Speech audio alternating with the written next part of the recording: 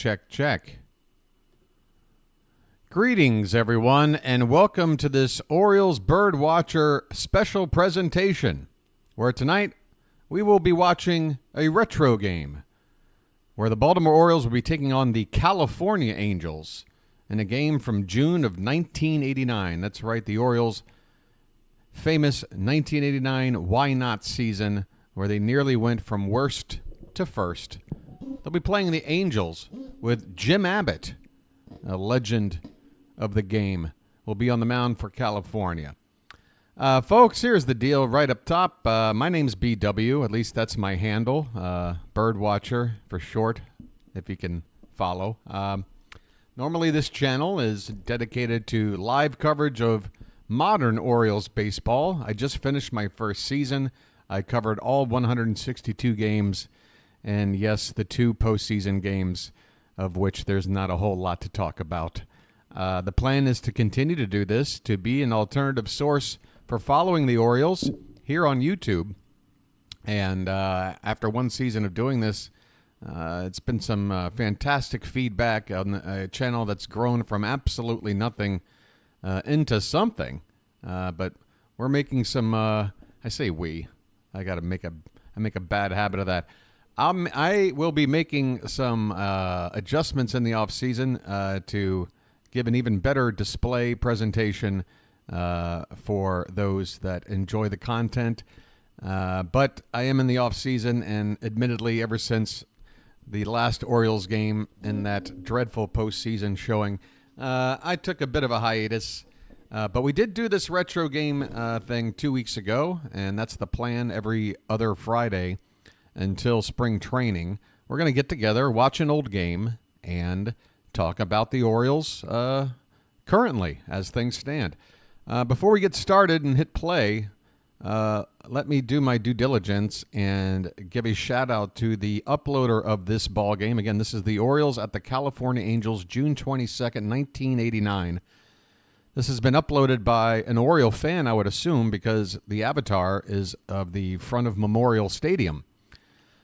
This is a channel called Trust Your Stuff. And if you look in my description, you can find this channel. But if you just Google Trust Your Stuff, if you just go into the YouTube search for Trust Your Stuff, I'm sure you'll find it easily. But I believe he's got a number attached to the end of it. Here, let me see if I can find it real quick. Yes, Trust Your Stuff 5901 is the name of this channel. And credit to you, sir. You might be in for a bit of a surprise. You might make a shekel or two. My channel is monetized, but it's going to be a pretty small turnout. So you might get $1 or $2 in ad revenue your way. Trust Your Stuff. I hope this is a mutually agreeable arrangement. I hope you don't mind that I'm watching your upload. I'm an Orioles fan. You appear to be one too. I'd love to have you on, actually, and have a chat with you. Anyway, let's get started because, as you can see, this game, or at least this upload, is 3 hours and 39 minutes. So I'm assuming commercials are included, pregame as well. Let's just get it rolling, and we'll start talking about some other things as well. How you doing there, Robert? Mr. Bad Bunny 04, Card Crazed. Folks, I also need to apologize. When I set up the event, made the thumbnail and scheduled it, for some reason I accidentally listed it at 9 p.m. It should have been 8 p.m. 9 p.m. is a little late for starting a thing like this, even for a Friday night, because again, this game's probably going to take us up to midnight, even starting it at 8 o'clock. But let's just go ahead and hit play, and there'll probably be some pregame stuff. And we'll look at a little bit of that and jump right ahead to the first pitch. So here we go. Last season, the Baltimore Orioles and the word futility became synonymous. In April, their ineptness provided an ongoing saga that captured the fancy of even the most casual baseball fan. A losing streak that began on opening day and reached 21. The season became a blooper reel. The Orioles have bid 88 good riddance, and this season, Baltimore and the phrase incredible turnaround have become synonymous. Mickey Tettleton's 17 home runs and great defense are two reasons the Orioles are not only in first place, but leading the American League East by 7 games. Having won 6 straight, the Orioles tonight come to Anaheim to face the California Angels and left-hander Jim Abbott, who has provided the most compelling individual story in baseball this season. The Orioles and the Angels tonight. So there you go. There's your Al Michaels introduction. Yes, the 89 Orioles. 7 games in first place at this stage of the season, and we couldn't hold on. We got done in that August. We had an August road trip. I think it was like a 13-game road trip where we went to like Oakland, probably Seattle, maybe the Angels, and we went like 1-12. We just absolutely crapped the bed, and Toronto eventually caught up to us, got a little bit ahead of us. We went into that final weekend still with a chance. If we won 2 out of 3, we win the division, but we did not win 2 out of 3. We won 1. Tough stuff. But anyway, it's nice to see that intro. Moving on. I guess we're going to have some commercials here. By the way, I'm not sure if you're religious at all. You don't need to be, but say a prayer or something to that effect for my computer's cursor, which is giving me problems nonstop. So there it is. The Orioles in the standings on this date, June 22nd, 1989. 2.5. Oh, that's the West. Sorry.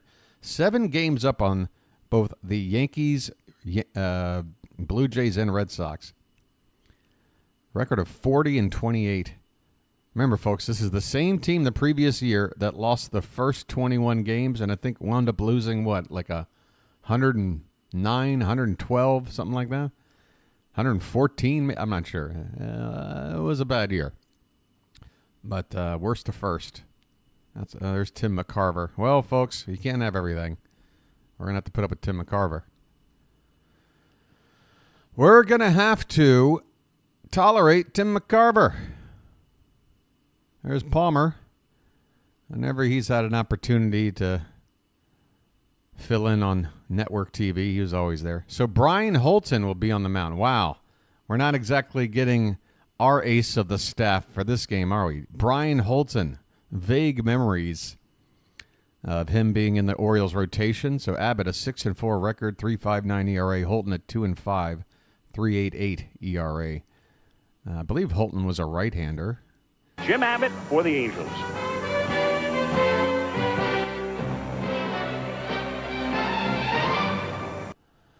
Yeah, I know it did end up in disappointment, but still, I mean, it was a magical season on point. It was a magical season, a magical summer. That was the summer I turned 12 years old. And 1989 gave us the movies Major League, Field of Dreams, and I want to say one other baseball-related movie. It was a special year to be 12 years old and falling in love with the Orioles the year after they were the laughing stock of baseball. Let's get to this first pitch.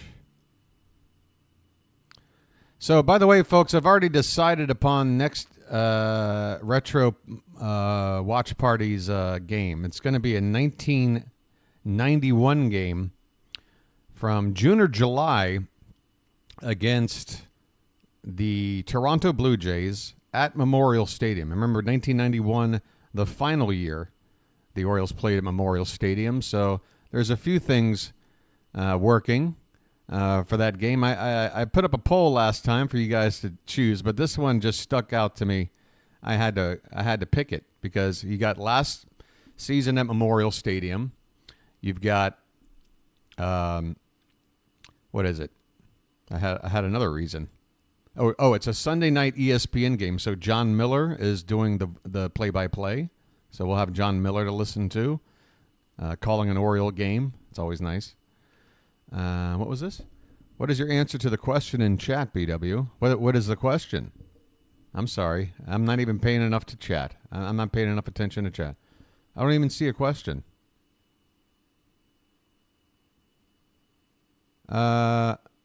What is my answer to the poll? Which prospect is off limits for you in a potential trade for pitching? Basayo, Mayo, Kjerstad. For the right arm, I don't care. For me, it is Basayo. Position scarcity, even though I'm not convinced he's going to be a catcher for the entirety of his career, the fact of the matter is that's what he is, and that's something he could at least do for a part of his career. And to be able to get the kind of bat that he's able to offer while filling in as a catcher, that's something you don't find too often. Kobe Mayo, I'm huge on. I really am. And I'm starting to get more and more used to the idea that he might be the major piece in a trade. I know we saw very little of a sample size. It's kind of unfair to judge him as a major league talent based on what we saw. I still think he's got crazy raw power that once it's tapped into, whoever he's playing for is going to be very pleased. But the fact of the matter is, again, we're talking about position scarcity.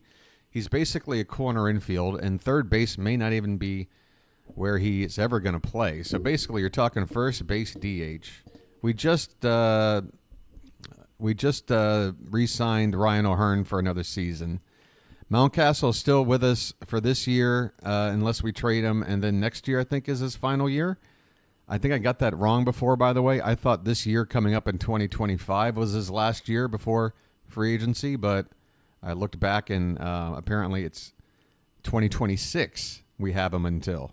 So, yeah, do you like the orange lighting, folks? Does it fit in with the theme? Does it look retro enough to you? Does it fit the Oriole ambiance?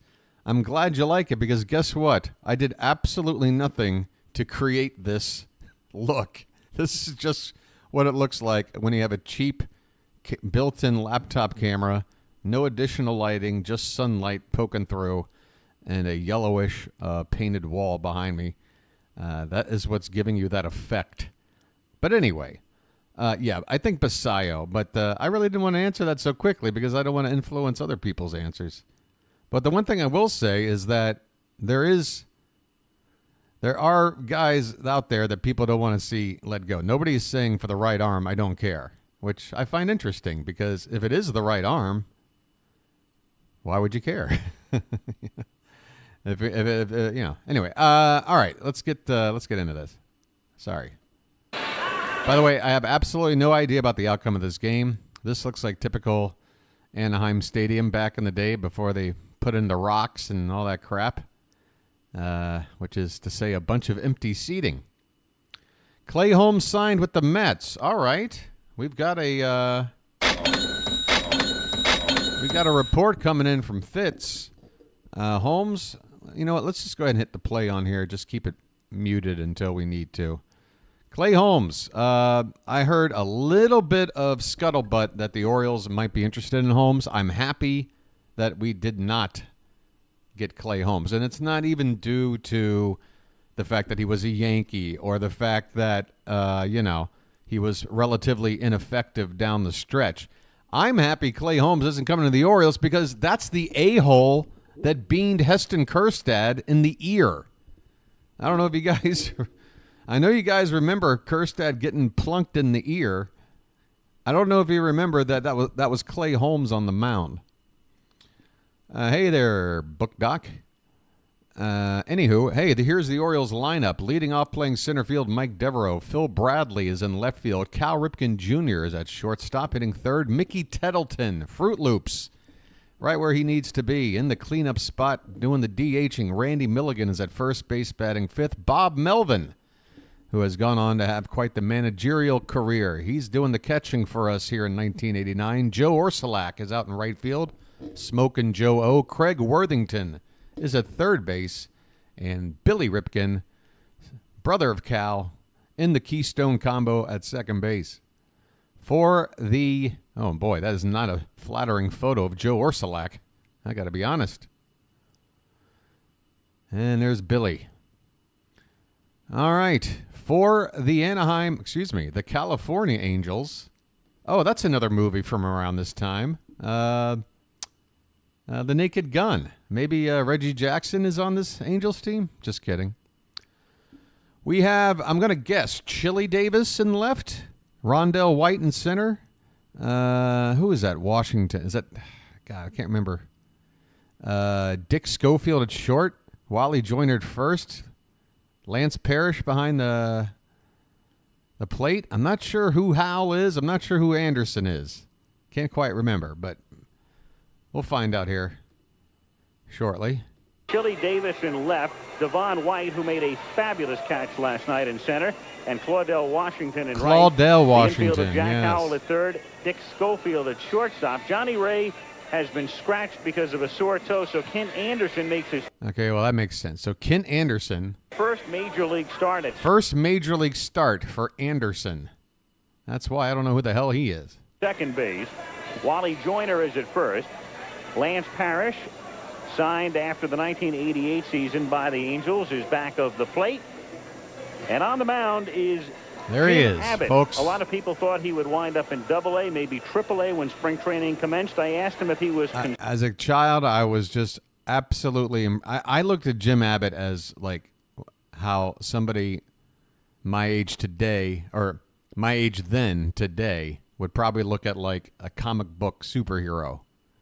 I was like, how the hell is this dude concerned about getting batters out the jump from amateur baseball right to the big league when he's missing a hand? Well, I think, obviously my opinion would be a little biased, but I felt like I belonged. Hey, Jim, no offense. I'm sure you've got something interesting to talk about, but we really do need to get up to first pitch here.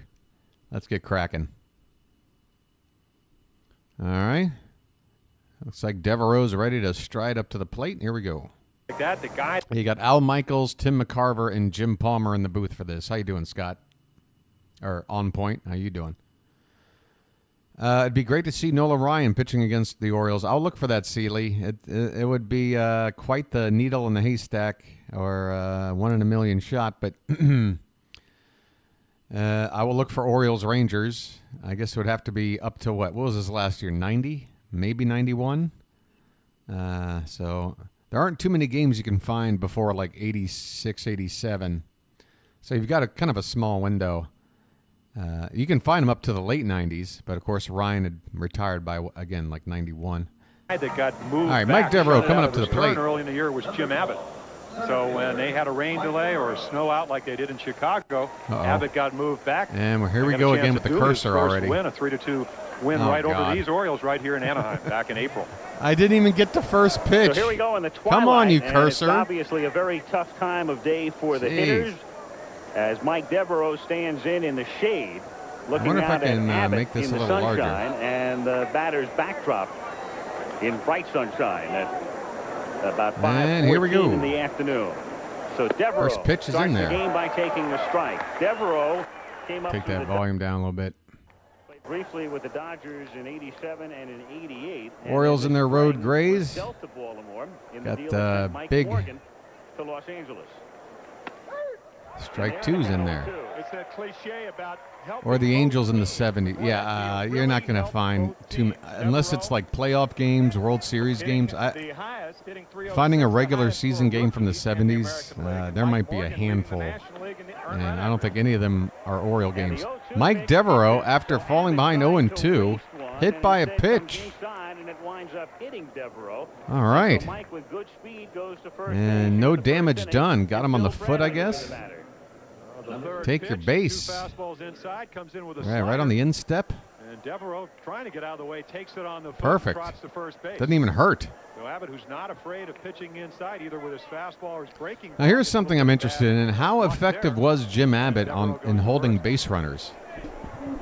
I mean, he is a lefty, so from the stretch, he is facing the batter. But again, with that whole situation of his. Phil Bradley at the plate. I just want to see a check on the runner from Abbott. Bradley came over in a deal with Philadelphia. Again, folks, we'll be talking about some current Orioles situations throughout the ball game. I'm just going to let this first inning play out and get settled in. Hopefully some additional people will show up. By the way, the Discord link is up. If you guys want to get in on a phone chat, that option is available. One of the important players in the Oriole team because of his work ethics. The two guys that had jobs going into spring training were Bradley and Ripken. Tough time of day to hit with the shadows over the plate and bright sunshine right where the pitching mound starts. Well, actually, it's covering the mound now. 2-0 pitch, called a strike to Phil Bradley. From what I've heard is that he's taken the work ethic from his football days at the University of Missouri. Matter of fact, he rushed for more yardage than any Bradley preferred to wear his regular fielding hat underneath the batting helmet. You'd see that from time to time back in the day. You don't really see that much anymore. It's a football mentality. There's a check by Abbott. Abbott checking Not exactly a great maneuver. Than any Big 8 quarterback. Quarterback, right. Over 6,000. I could see the years of people like Johnny Rogers and Mike Rozier. Yeah. Come on, Bradley. Outside, good eye. Right. 3-1 the count.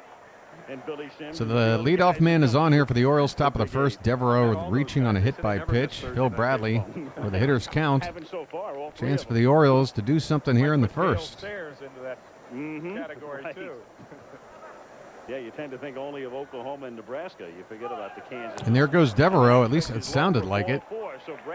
But either way, it doesn't matter as Phil Bradley takes ball 4, low and in. All right, 2 on, nobody out. Here comes Cal Ripken. Folks. In the Angel dugout, hand on knee is Doug Rader. In his first year as the manager. All you have to do is use a little bit of imagination. Take yourself back 35 years to this moment and pretend like this is live. Cal Ripken Jr., who did he win the MVP in 90 or 91? What was his second MVP? Either way, this is 89. Hitting third. Devereaux at second, Bradley at first, nobody out. And low, 91. Okay, so on point, the next game we're watching in 2 weeks will be Ripken's MVP season, along with the last season at Memorial Stadium. And it's a Sunday night broadcast on ESPN, which means John Miller will be on the call. So 3 very interesting storylines with which to be excited about watching that game in a couple of weeks. Orioles, Blue Jays, Ripken's second MVP season. And by the way, I think we talked a couple of weeks ago about Mike Flanagan being the last Oriole to win a Cy Young Award. That was 1980. Was Ripken's 91 MVP? That was the last MVP for an Oriole, right? Do I have that right? Because we're talking about over 30 years since we've had an MVP and over 40 years since we've had a Cy Young. And that just ain't right. And low for ball 2. 2-0 the count. 2-0 to Ripken, and you can hear the crowd here, if you want to call it that, getting a little antsy. And this is Jim Abbott's rookie season. Devereaux to his lead at second. Bradley the runner at first. 2-0 laid off. And Abbott now. And lots of groans from the stadium crowd here. The league lead in home runs on deck. Mickey Tettleton is on deck. He had breakfast with Cal a couple of years ago. Nice. And Rader anxiously looks on. Last night, he watched his team tie a game in the 9th inning against Toronto and then lose in 14. Look at that. Jim Abbott cannot find the zone. He has walked the bases loaded. Hit batsman and 2 walks. The Orioles have the bases loaded. Hit batter and 2 walks. My goodness. And Here comes Fruit Loops. For the league lead at 17 home runs. All right, Fitzy. Fitzy, folks, is he's of the younger generation. May never have seen this guy here coming up to the plate. Mickey Tettleton. Switch hitting, power hitting catcher. And what a beast. Look at this guy. Those aren't roids. Those are like Nebraska forearms right there. Nebraska biceps. The Orioles a big favor. It's a very difficult time of day to My favorite batting stance. It's not one you should teach, but it's so intimidating. Just straight up and down, cradling the bat with his backhand, his right hand. It depends what side of the plate he's on. Yesterday, Wally Joyner said, you know what, twilight game in Anaheim, you think Nolan Ryan's and then gonna just roll through the stands, come down on the field, just go right unloading when he goes into his coming swing. up to hit Nolan when you can see him. Bases loaded, nobody out. Tettleton. Oh, he took a big cut. This could be two. They go to home for one, but unable to get Tettleton. That's unfortunate. Don't tell me Abbott figures out a way out of this. Force play at the plate. Bases remain loaded, one down. Even though the infield was in double play depth, you want your cornermen to always have the option to come home on a ball that's not. That was double play Devereaux ball. running too. That ball was not hit sharply. As a matter of fact, Tettleton Good drove throw. his bat. You only got a narrow window to throw at with the runner right there in front of you. So an alert play by Jack Howell. All right, Randy Milligan. It was tempting. Here's a because chance. only about a half a step from third Pick up base. your teammate. Would have been tempting to step on third and go to first. He goes after the first pitch, fouls it back. A little late. Depth in the ground ball, and Abbott has induced several of those to get him out of the inning unscathed. I think Jack Howell at third. As you can see, Milligan, not much of a power hitter for the prototype first baseman. But he was a solid glove. Good clubhouse guy. Oh, the Orioles are killing it when the bags were juiced. 343 average at this stage of the season. Big cut and a miss. Suddenly Abbott. He strikes out Milligan. We're going to wind up. I might have picked a bad game to watch, folks. Looking into the Holmes deal, the Mets are going to turn him into a. Now, I heard talk about turning him into a starter. 2-2. I mean, I guess. Jim Abbott is he feels he can pitch in the big leagues. I think at this point, I think you're watching the philosophy of judging pitching talent is evolving right now. Hit on the right-hand side, first base, and then they go home, but they need to tag Bradley in order to get that out. Or excuse me, Devereaux. I think that Michaels is saying they thought all they needed was a force. No, when you get the out at first, everybody else is. There's no force. I'll take the run. By the runner, Randy Milligan. Milligan running down the line, and he may not have seen Joyner step on first base. That appeared to be the case. I mean, Joyner did the right thing. His momentum is just one extra step. You're tagging, you're getting an out for sure. You got to go ahead and take it. First base was right there. He elected to step on first and come home too late. I don't think he did the wrong thing. It's a flash thought that has to go through Joyner's mind. If you pick it up and throw home, you get. All right, Bob Melvin. You save a run. Jesus Christ, it's late June. No home runs. I know he was a backup to Tettleton, but as you can see, Mickey's in the lineup as a DH. Hey, right back up the middle, and through. It's a base hit. Ripken scores. Here comes another, and the Orioles do cash in. It's 3-0 here in the top of the first. A 2-out, 2-run single from Bob Melvin. Only Oriole without a home. Key runs he's driven. And a delayed soundboard. I don't know what the hell's going on with this thing.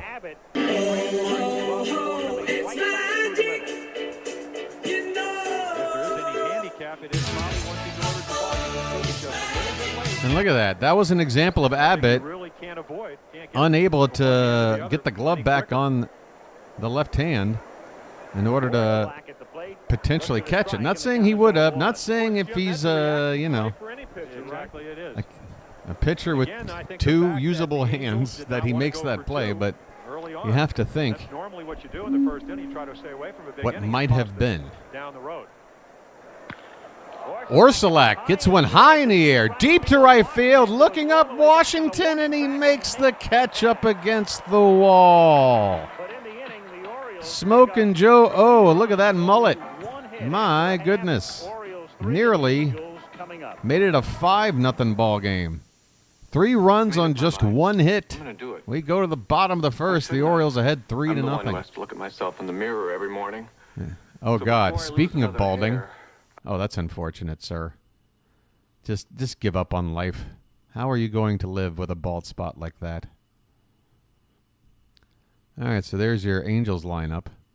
All right, so let me pop over here between innings and look at some of these things on my Discord notes that I've written up.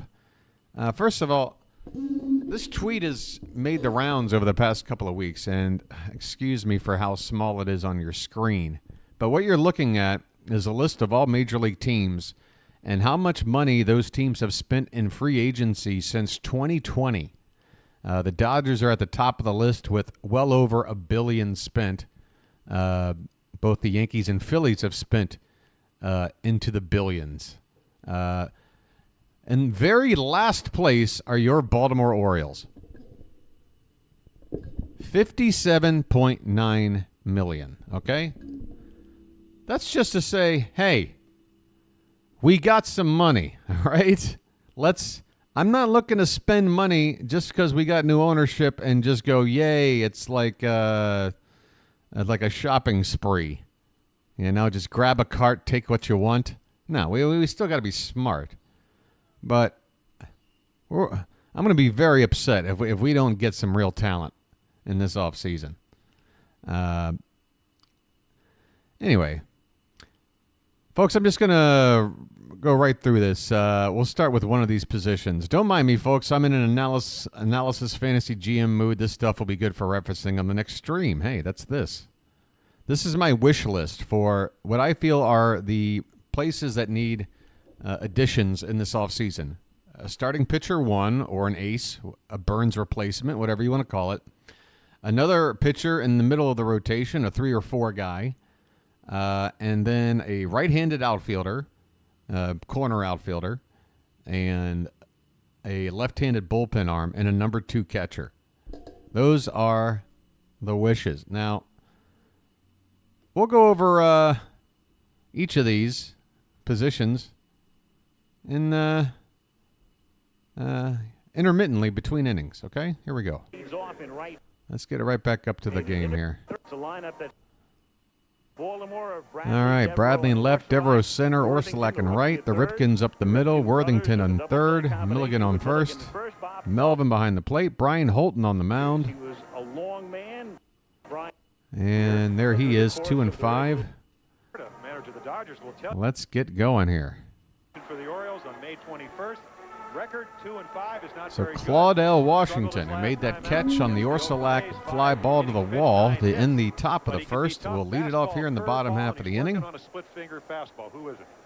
Nice numbers for a leadoff hitter, 287 average. A lot of trouble against lefties. 361 they're hitting against him this year. Oof. Claudel Washington to lead off. And Holton looking for that low inside corner, does not get the call in the first pitch. 1-0. For Claudel Washington, they'll put half bat. Sorry, Al. 7th Major League team. Yep. That one missed as well. But he's been very consistent through the years. He's one of those guys that, well, everybody knows him if you follow baseball, but maybe you don't appreciate him until you start. So, yeah, this would be the same Angels team pretty much Takes a strike and the with guy their uniforms and everything that was represented in the Naked Gun movie. Wherever he's played, he's a guy you can count on to hit in the high. One of the best maybe comedies of all a little time. better than Let's face it. 300 for you. Fouls it away. Lifetime average of 280 at the start. All right, Holton back into the count. Right now hitting 287. Yeah, almost came full circle. First year. How did I forget about Claudel Washington? I mean, this guy isn't a scrub. Stats right there. At this stage, one of 10 players in history with 300-plus steals and 150-plus homers. He's in a group of 10. I'm sure that group has probably doubled by now. Look at that giant breaking ball from Holton. Dallas Green and the Yankee hierarchy. Sorry, normally I'm not going to rewind, but I got to see where that pitch landed. 2-2 the count. I mean, come on, Blue. Come on, Blue. What do you want?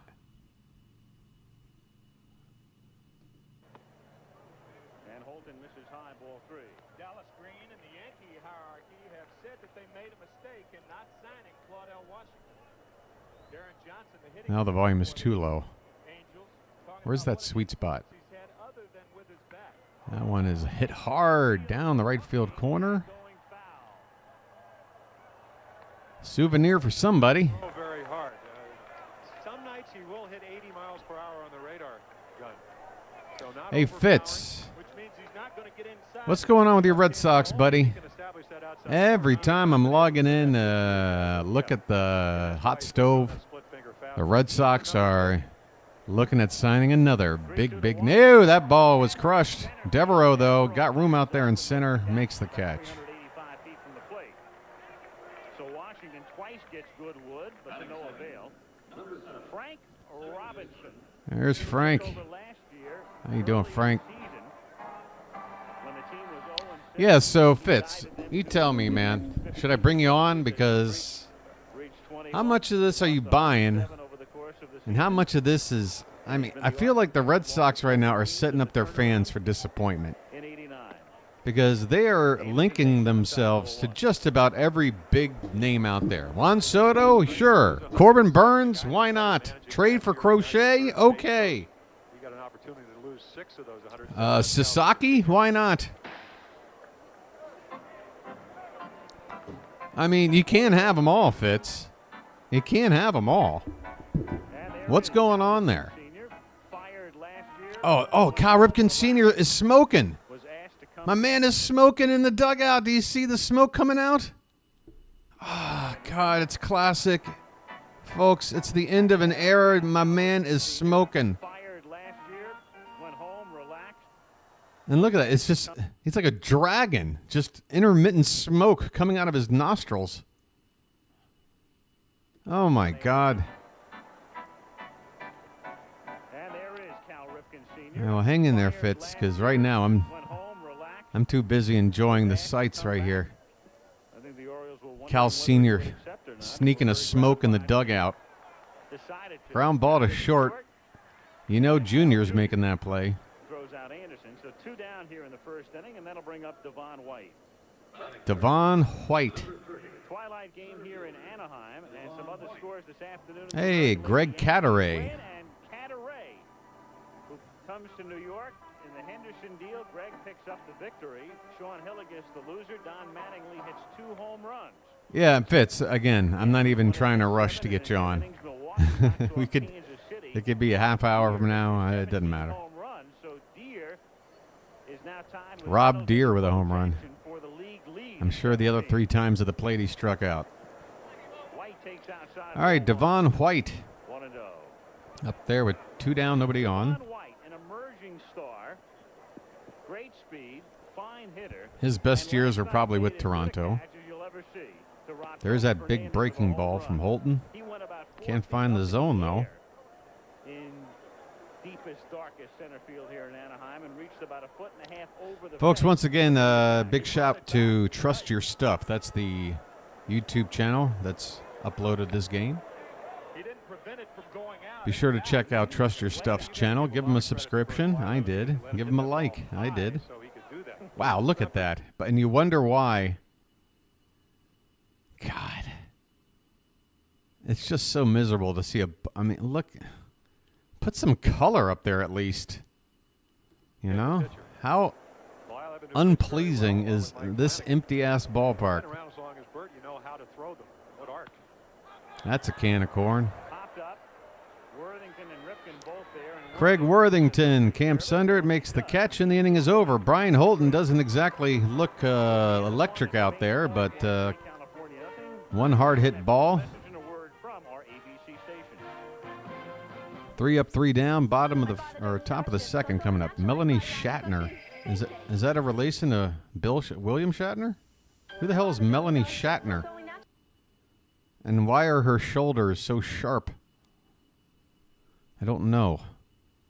Who the hell are you? Is that Daddy in the car with you? I have to figure this out. Sorry. It is. It's his dog. You want to talk about nepotism? Hi, I'm the daughter of somebody you know. I've got my own car commercial. Steady as she Are you kidding me? All right, whatever. Sorry, folks. Sorry for the commentary. Yeah, Fitz is so young. He's asking who Bill Shatner is. Hey, Family Ties is on WJZ weekdays at 4. All right, back to the ball game. Baltimore against California. The Orioles on top by a score. So, folks, this is a topic that's come up in the news this week. I'd love to get your opinions on this. The golden at bat. This is a potential rule change that the commissioner, Manfred, is floating out there. There's no set time for it to be implemented, if at all. There's not even details as to exactly how it would work. But he's floating out the idea of allowing a 1 moment per ball game where both teams can lift whoever's due up to hit and replace them with anybody. Here's a ground ball, a dribbler on the infield, and Worthington is thrown out to begin the top of the second. So it sounds like everybody here is familiar with it, and it sounds like those who are familiar with it think it's absolute hot, stinking garbage. Of course it's hot, stinking garbage. I don't, on point. I don't. I make a point to make sure I abstain from knowing anything about it. The only reason why I even know Jim Abbott pitches this game is that when I'm looking for games to retro watch, I watch the first couple of minutes just to make sure that the audio and video quality are up to par, because some of these retro upload games, either the video is just crazy poor or the audio is got a giant hiss going on the whole time, you know? So, yeah, other than that, no idea. Yeah, that's what I'm doing here on point. But, look, I'm not going to call every pitch like it's the real deal. Like, it's a, you know, I'm balancing two things. We're here to watch an old game. I'll throw in some calls while simultaneously talking about the current state of the Orioles. That's my brainchild of an idea. It might be a dumb one. Maybe doing two things at once isn't a great idea. Hey there, R.W. Clippy. All right, so we got Billy Ripken up here at the plate. Worthington's already been retired. Here's a tapper foul off to the left. And, yeah, so getting back to the golden at bat, if you have not heard about it, what the idea is that at one time in a ball game, a player can be lifted who's up to hit for any other player, including a player that's already in the lineup, hitting somewhere else in the lineup. Ripken strikes out. First strikeout for Abbott, I believe. 2 down here in the top of the second. Back to the top of the order for Mike Devereaux. It's not just that it's just a goofy rule that just throws everything out of whack. And I think I talked to Fitzy about this at length on his channel. By the way, folks, Thomas Fitzpatrick has a play-by-play channel. Feel free to drop your link in there, Fitzy. We talked about, and I made a point about how, you know, statistics, you fellow baseball fans out there, you value statistics. You hold them sacred like I do. Do you not? The last thing you would want to do is to see some of these stats become meaningless. And, you know, most teams, they already have what they know to be their best hitter and would likely turn to that person in a golden at-bat situation every time. Which means that some particular players, you know, if they're brand new to the ball game, like a Jackson Churio, Jackson Holiday, you know, take your pick.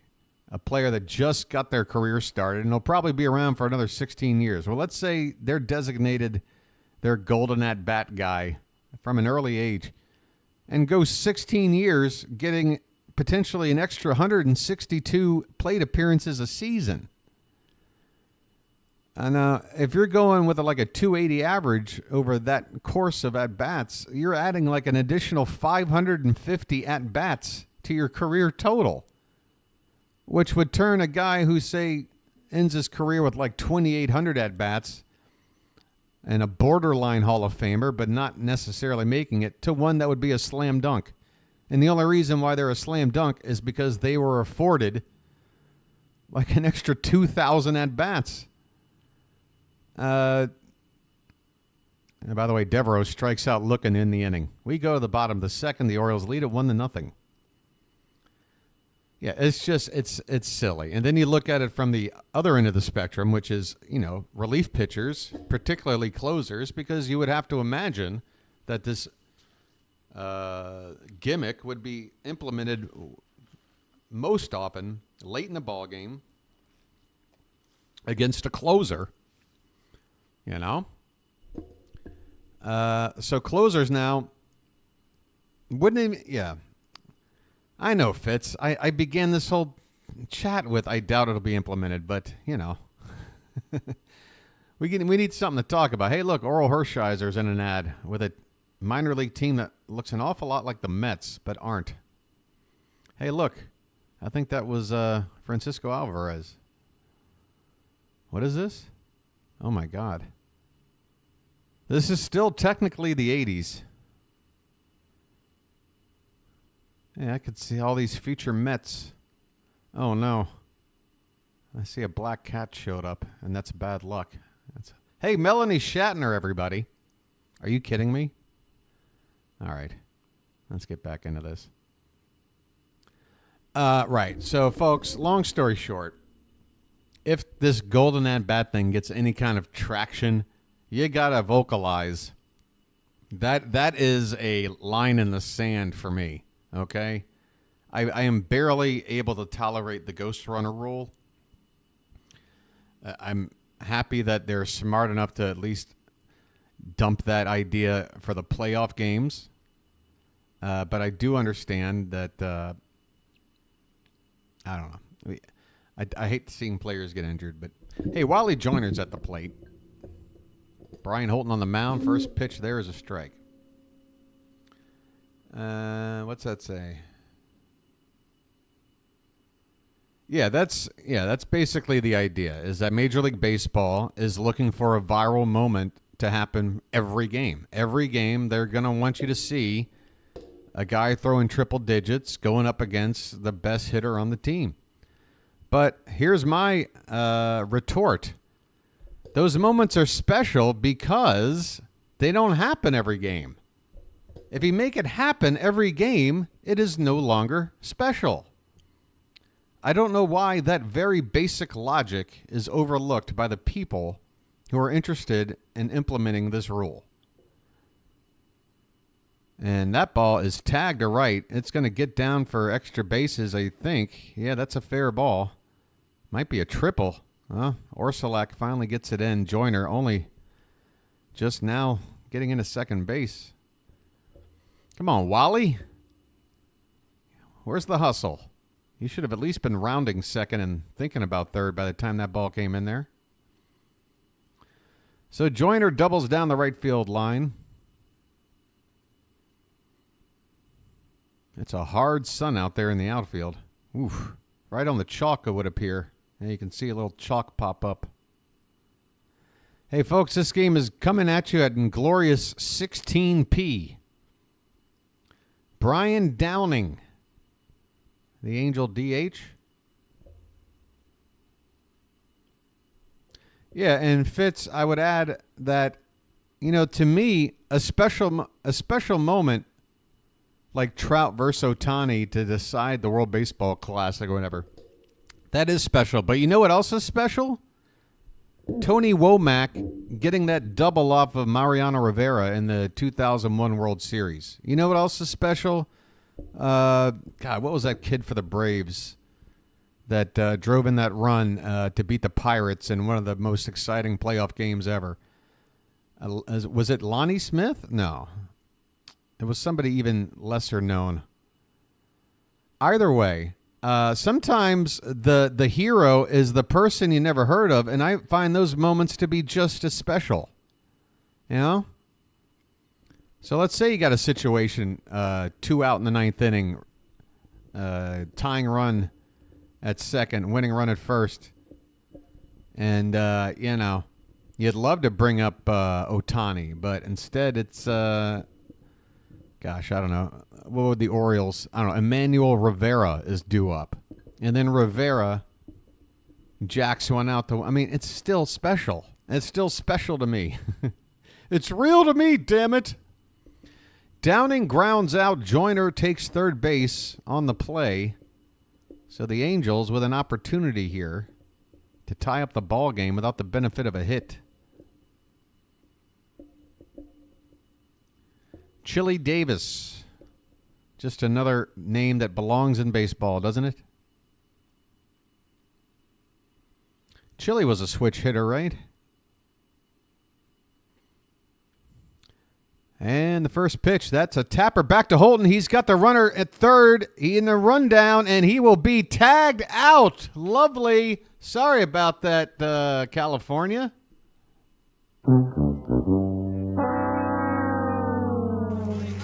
Big buck, stop it all.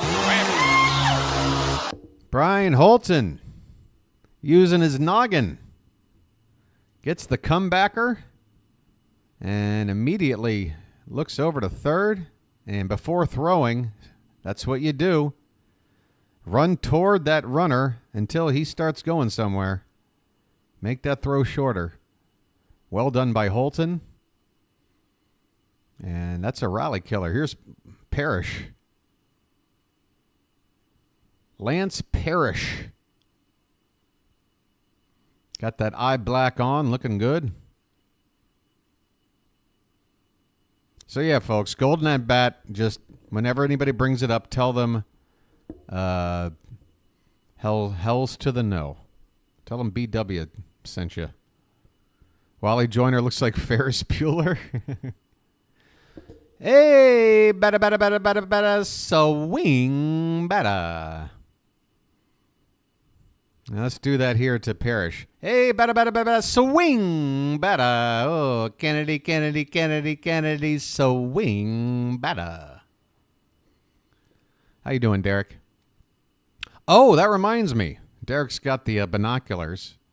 It's a new month. I can give out some what do you call it? Memberships. Why don't I go ahead and get that done? Let's see what happens here with this at bat first. Holton to Parrish. That is outside. Probably low as well. Hey there, Diecast. How are you? Welcome.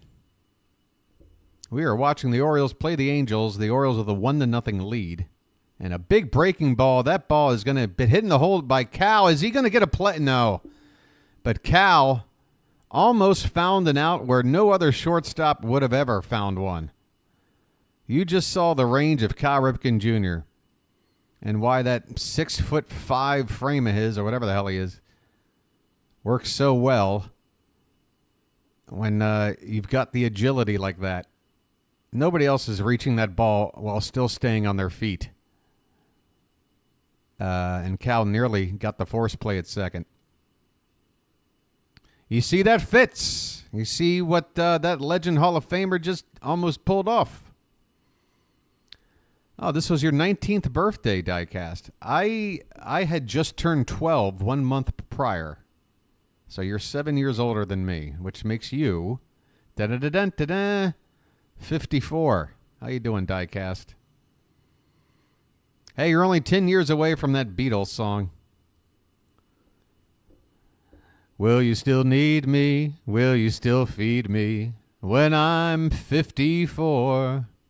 All right, let's see if Holton can get out of this. Popped up foul out of play. Kung Fu Panda.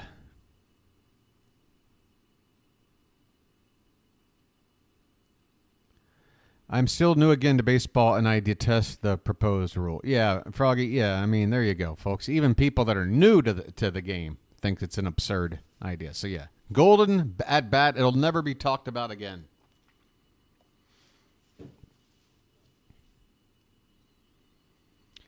All right, Chili Davis is at second. His butt is right there in front of you, and this pitch is fouled away.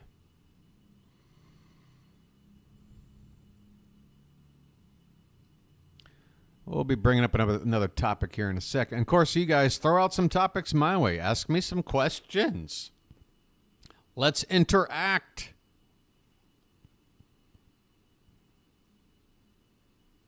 I would hope not. You can't. I think they're just talking about the All-Star game right now and nothing beyond that.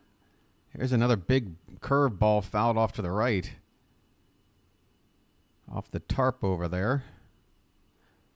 I'm the old dude, was married 4 years by the time of this game, living in New Hampshire where I lost touch with the Orioles. No TV, no radio. That stinks. Was the marriage the reason why you moved? Was it worth it? I'm joking. Oh. You should have moved in 88. That was the year to not listen in.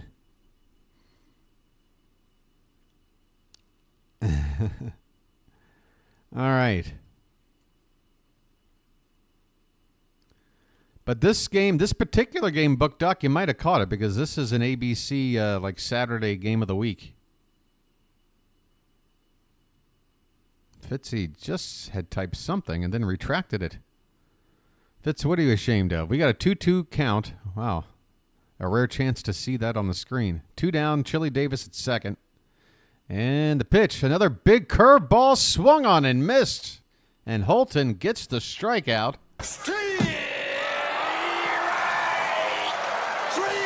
Well, y'all come back now, you hear? And that'll do it for the Angels. We go to the third. 1-0 Baltimore. Heart of the order coming up. Bradley, Ripken, and Tettleton. What's shaking? Oh, God, grape nuts. Folks, next time somebody brings up grape nuts, remind them that that is not cereal. That is the worst thing you could pour into a bowl and eat. Ugh. Grape nuts. They're not grapes. They're not nuts. They're just gross. Oh, somebody in the Discord? By the way, the Discord is open, folks. Somebody's popping in. There's a message at the bottom. All right, we should get into some of my other notes here. Here's a little bit of some crowd scenes. Wonder if we can catch anybody smoking in the stands. You ought to be, I mean, honestly, when ballparks are like this, like, just have this be like a smoking section. You know? Look at this. Right there. For some reason, there's a group of people out here getting fried in the sun. I hope they're smoking. Why the hell else would you be out there? But yeah, you mean to tell me there ain't some place where I can sit, watch the game, and have myself a lucky? Makes me mad. Oh, Book Duck was watching The Frugal Gourmet. Okay.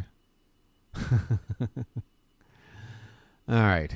Yeah, you smoked on the... Yeah, but I'm saying, like, look, I'm not trying to bother anybody. I wouldn't sit huddled in a crowd smoking. I don't. Even when I would go see shows in packed nightclubs, if I wanted to have a cigarette, I just went to the side of the crowd and had a puff and got back into the crowd.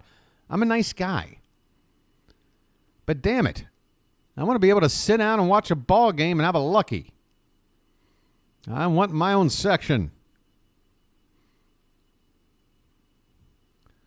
All right, here comes a pitch to Bradley, and that one is right on the bottom outside corner.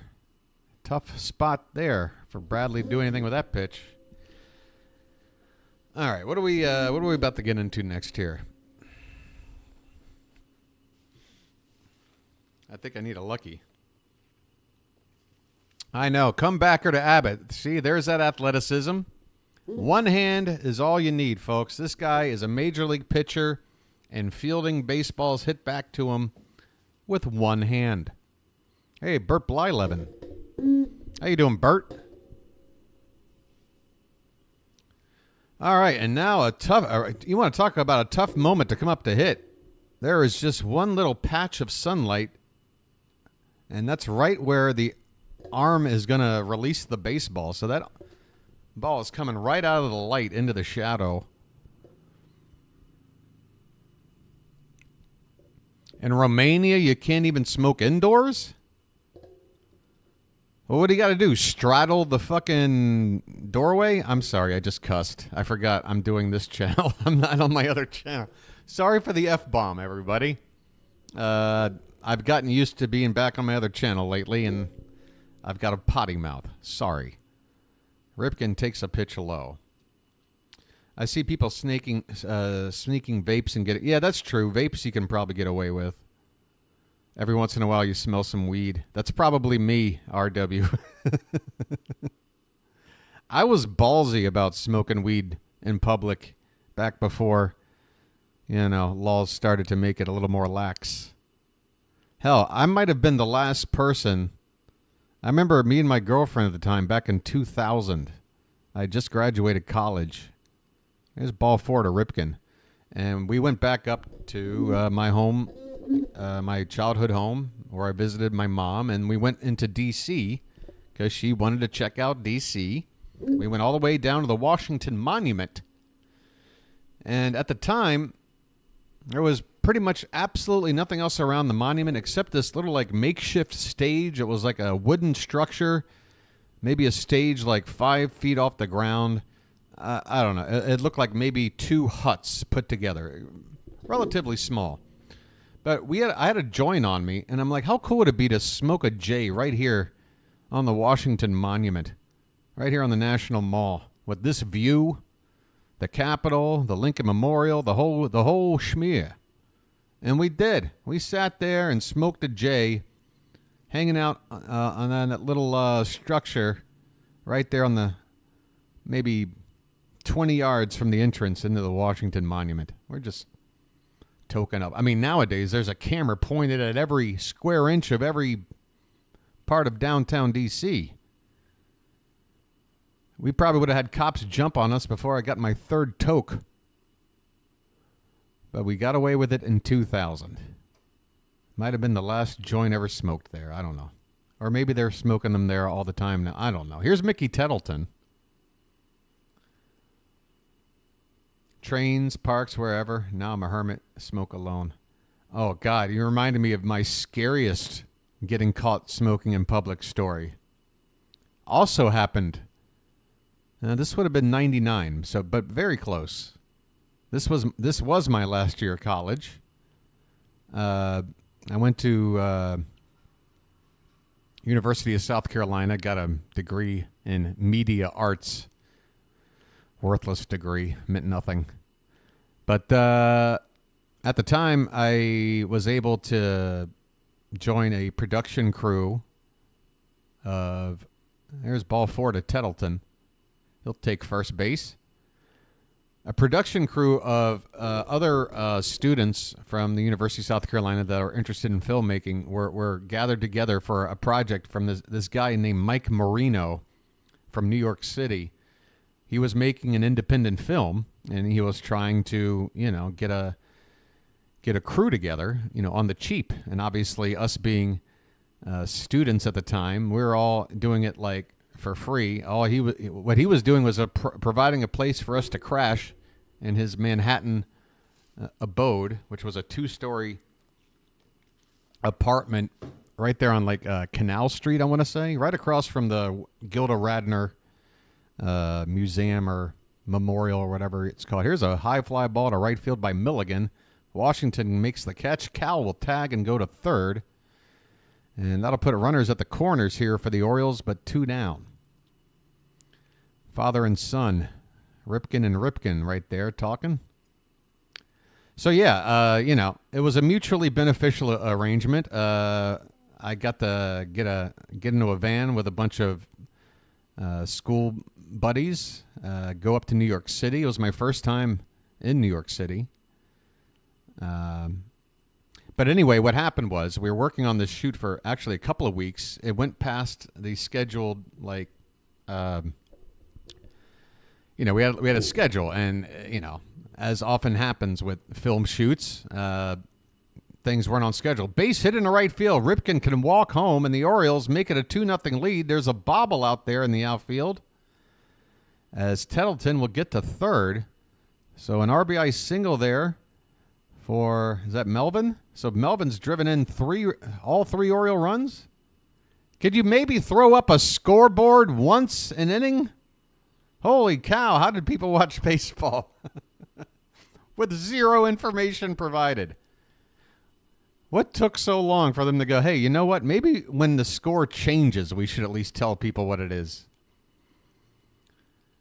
Joe Orsulak is at the plate. That story is almost half over. So anyway, Orsulak fouls it back. So what happened was, this happened during the summer between my, before my final semester. I actually graduated in the winter of 1999, making me the final graduating class of the 20th century.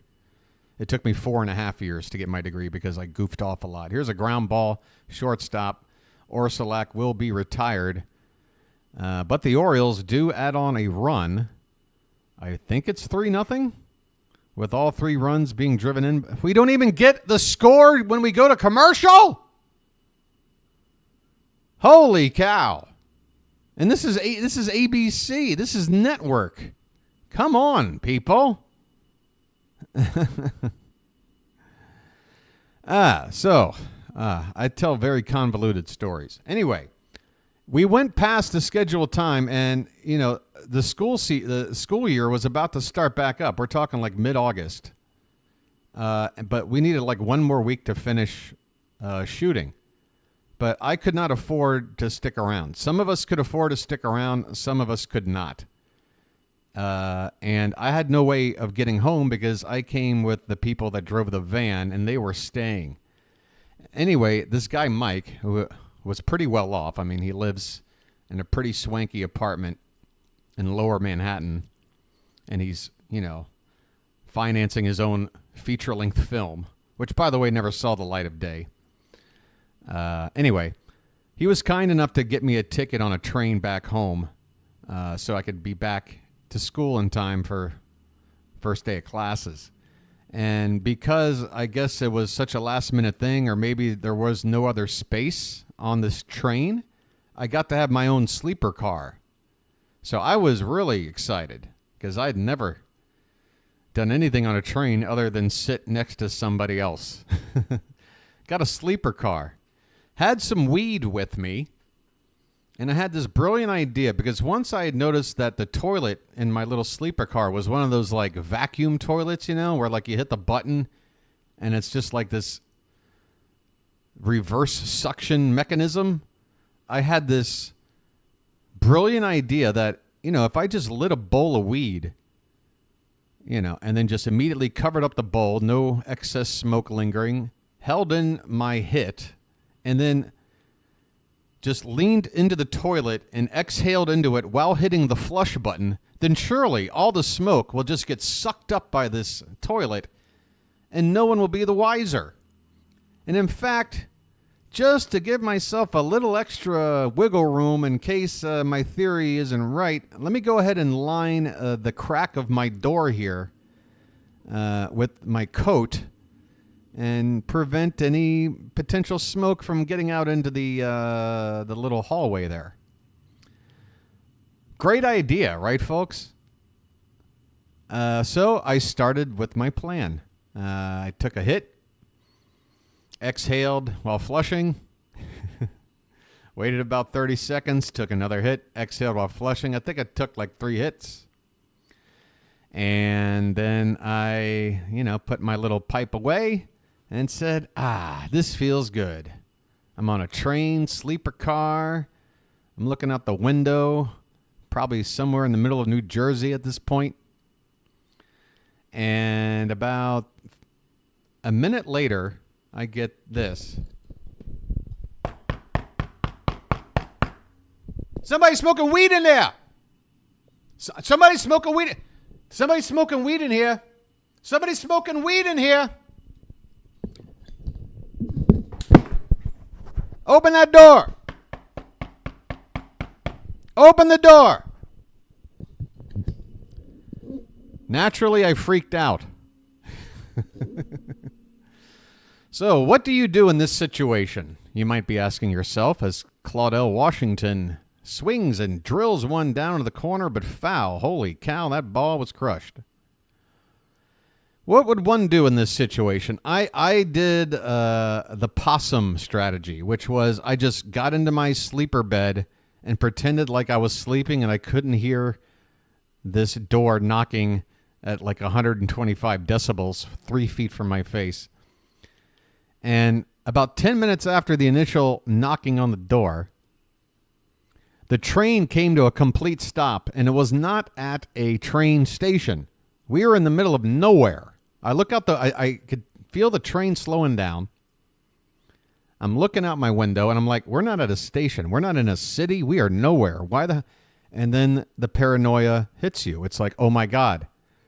They're stopping at the first place they could to meet up with local police, and they're going to come in here and arrest me. And I am absolutely screwed. I am in a world of poop. And we just sat there not moving for like 20 minutes. Felt like 5 hours. I just sat there. Whatever buzz I had enjoyed for about 30, 40 seconds was completely gone. I was just paranoid. And by the way, first major league start for this guy. Nice mustache. Breaking ball apparently low. Come on, man. That passed through the zone on the way there. So, yeah, that really freaked me out. But what happened was this. Nothing. Because the train had just stopped for some reason. Maybe there was another train on the same track and they had to wait. Sometimes that happens. Whatever. But I guess they just gave up on trying to get me to come out of and even I don't even remember the moment, but I guess whenever I got to DC, I walked.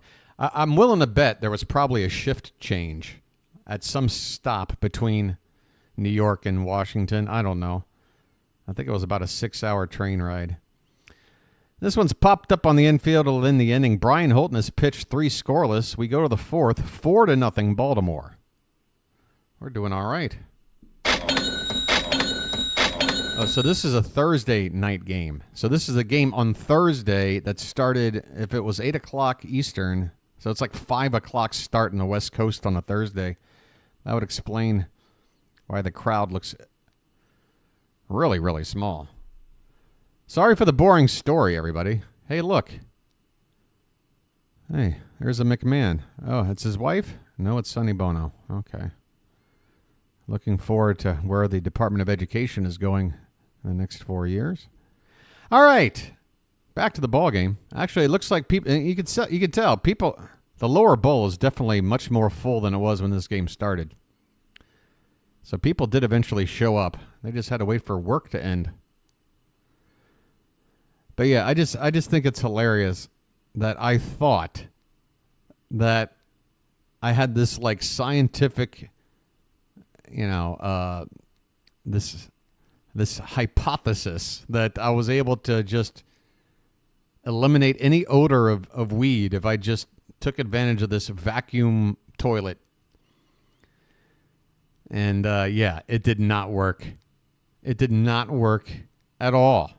This lady was pounding on my door a minute later. The power of the smell of weed, folks. It definitely lingers. All right, so Jim Abbott is out here to start the 5th. Or excuse me. I thought he just said we're through 4 innings. I don't know where the hell we are. This says through 3 innings. All right. Let's just see what happens here as the Orioles come back up to bat. Again, they're ahead 4-0. And Craig Worthington, third baseman at the plate. He looks at a pitch up and away for ball 1. Worthington. I think he was our starter for about 2 seasons. Never could quite find it with the bat. I don't think he even went on to play for anybody else. I don't recall anybody else taking a flyer on Craig Worthington.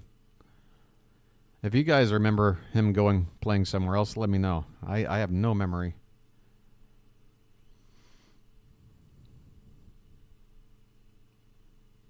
Sorry, I'm totally leaning over here. If I'm leaning in one direction, it should be this way where the camera is. By the way, shopping for that new laptop, it's happening, folks. We're in the process. We're in the narrowing down phase. Changes are on the horizon. Okay, here we go. Worthington is leading it off with a 3-1 count. And a big cut, but a little bit out in front of that off-speed pitch. Fouls it off down the left field line.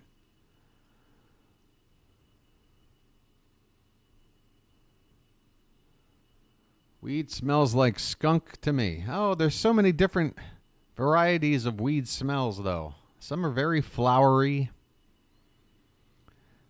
Some aren't. This pitch is fouled back. You know, I had this song ready to go to start the stream, and I never got to it. Orioles magic, feel it happen. Orioles magic, feel it happen. O-R-I-O-L-E-S. Magic, magic, magic, magic. Something magic happens. All right, that's all you get. Worthington grounds out to Dick Schofield. Oh, by the way, boy, you guys think we've got some funny names in baseball like Danny Mendick or Dick Lovelady. My friend Fitzy here, he was calling a hockey game last night, and there was a fella by the name of Chase. Was it Chase Mendick? Chase Dick and Son. Or son. But it's actually Jason Dickinson. But it came out the wrong way. Hey, Billy Ripken pops it up out of play. Chase Dickinson. So I heard it as just Chase Dick and Son, which I thought was rather amusing. Less weed. You don't want to be with. You don't want to know a guy with that name.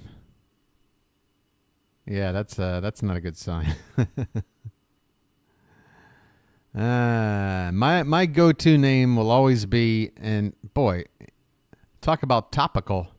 Is anyone able to beat the unstoppable Detroit Lions, folks? There's a phrase I thought I'd never say. The unstoppable Detroit Lions. Here's a swing and a miss.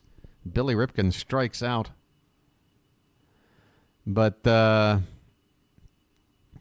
in the late 80s, early 90s, there was a cornerback for the Detroit Lions who went by the name Harry Colon. Now that, my friends, is what we call an unfortunate name. Mike Devereaux at the plate. Takes a called strike. I think he did. Nice numbers for Devereaux in the average department. Just a couple of home runs, 16 RBI. That's not a bunch. Maybe he was hurt at some point in the season. That pitch is outside. My goodness, this man, I don't know who he is, but he is certainly no longer with us now. That is an old-timer. That pitch is low and away. Jimmy Reese. Any relation to Pee-wee?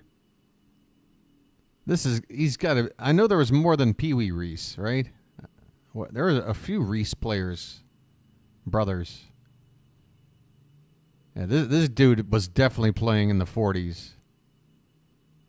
Holy shit, 1890? That's how far back this dude was playing? This coach was playing in the 1800s? Oh, Devereaux gets into one deep to left field. Looking up. Gone! Bye, birdie! Mike Devereaux. He loves hitting big home runs off the Angels. You might have remembered one from this season that went through the foul pole at Memorial Stadium. He hits one off Abbott here, and the Orioles have added on. My goodness. Splish, splash, I was taking a bath. Splish, splash, I was taking a bath.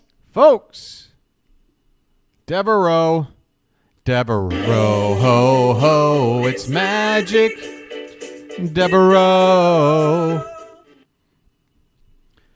Well, Devereaux only had 2 home runs going into that at-bat. He just added 50% to his total. Phil Bradley with a ground ball at short. Schofield across. Easy peasy lemon squeezy inning over, but the Orioles add on yet another run.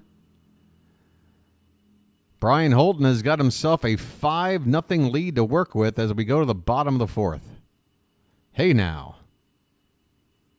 Oh my God, that is the same. You know what that folks, I talked about the Naked Gun. I guarantee you this is the same dock with the same little shack that Leslie Nielsen talks to that guy and they do that bit with a $20 bill right here, this spot. I remember it was a blue shack with like white trim on the windows like this. And why wouldn't, I mean, in LA, they shoot the same locations all the time. The Naked Gun was shot here, I promise you.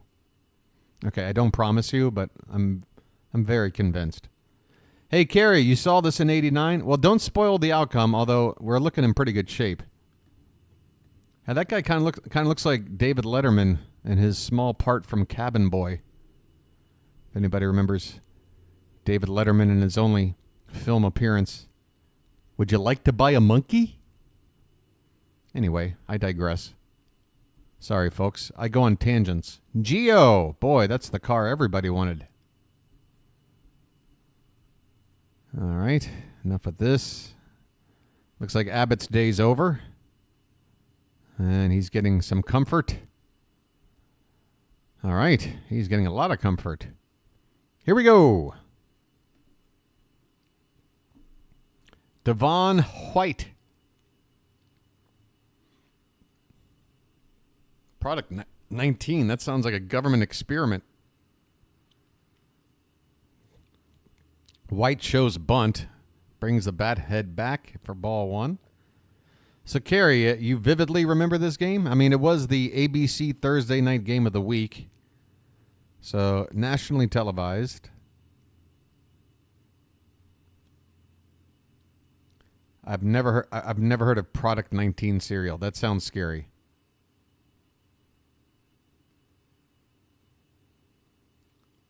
Let me guess. It holds 19 essential vitamins and minerals. Is that why it's called Product 19? Does it advertise 19 vitamins and minerals? You don't remember, Kerry? Okay. Well, the good news is we're up pretty good here. So I think we're winning this game. There was a Product 1 and then went all the way up to 19. I thought Product 9 was probably their best. That's when they peaked. All right. Is that Wally Joyner back up again to hit? He's going opposite field. Long run for Bradley toward the foul line. He goes into a slide, but that ball's going to bounce into the crowd for an automatic double. Second double of the game for Joyner. And what's he doing? That is a fair ball, correct? I guess he's just handing off his shin guard and going back to second base. Yeah, tough play for Bradley there. Joyner just sneaking that ball in fair. Well, probably by about a good 5 feet, but That's a second extra base hit for the Angels on a ball hit right on or near the foul line. Or was the other one an Oriole? No, the other one was an Oriole. Never mind. I'll just shut up. No, I can't shut up. If I shut up, then the stream was no longer... I need a lucky. I've been putting it off for too long.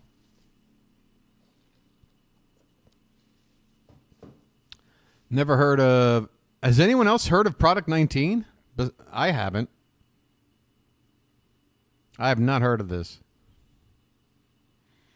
Oh, I've never heard of Product 19. Is it a relatively new cereal?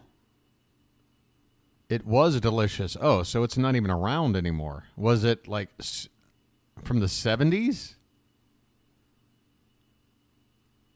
It sounds like it's one of those trying to be healthy cereals, you know? It's got a trying to be healthy name. And again, I'm assuming the number 19 has something to do with the nutrients that they're trying to convince you of. This ball is going to get down for a hit into center field, and the Angels have got something cooking here in the bottom of the fourth. Runners at the corners. I think there's nobody out. 5-run lead for the Orioles, though. And I'm going to grab a lucky.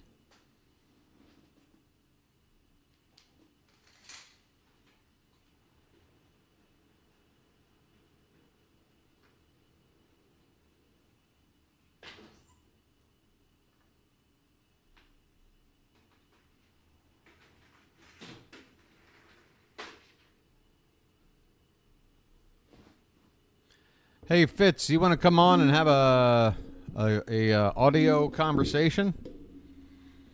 I think it's about time. I can smoke, and that way Fitz can talk some. Kellogg's, wow, it was around from 67 to 2016. I tell you what, it might have...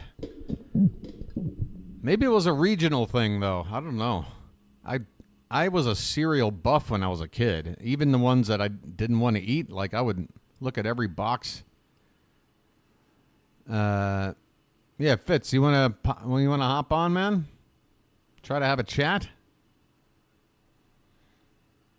You can tell us about all this Red Sox nonsense? Oh, wow, the poll has definitely shifted a bit. Hey, by the way, folks, please hit the like button. More people have responded to the poll than have actually hit a like button. Help a brother out. That ball's through on the right-hand side, a base hit, and the Angels have ended the shutout. They are on the board. A base hit there by, is that Chile? Still first and third. This started with a Wally Joyner double. Now Chili Davis with an RBI.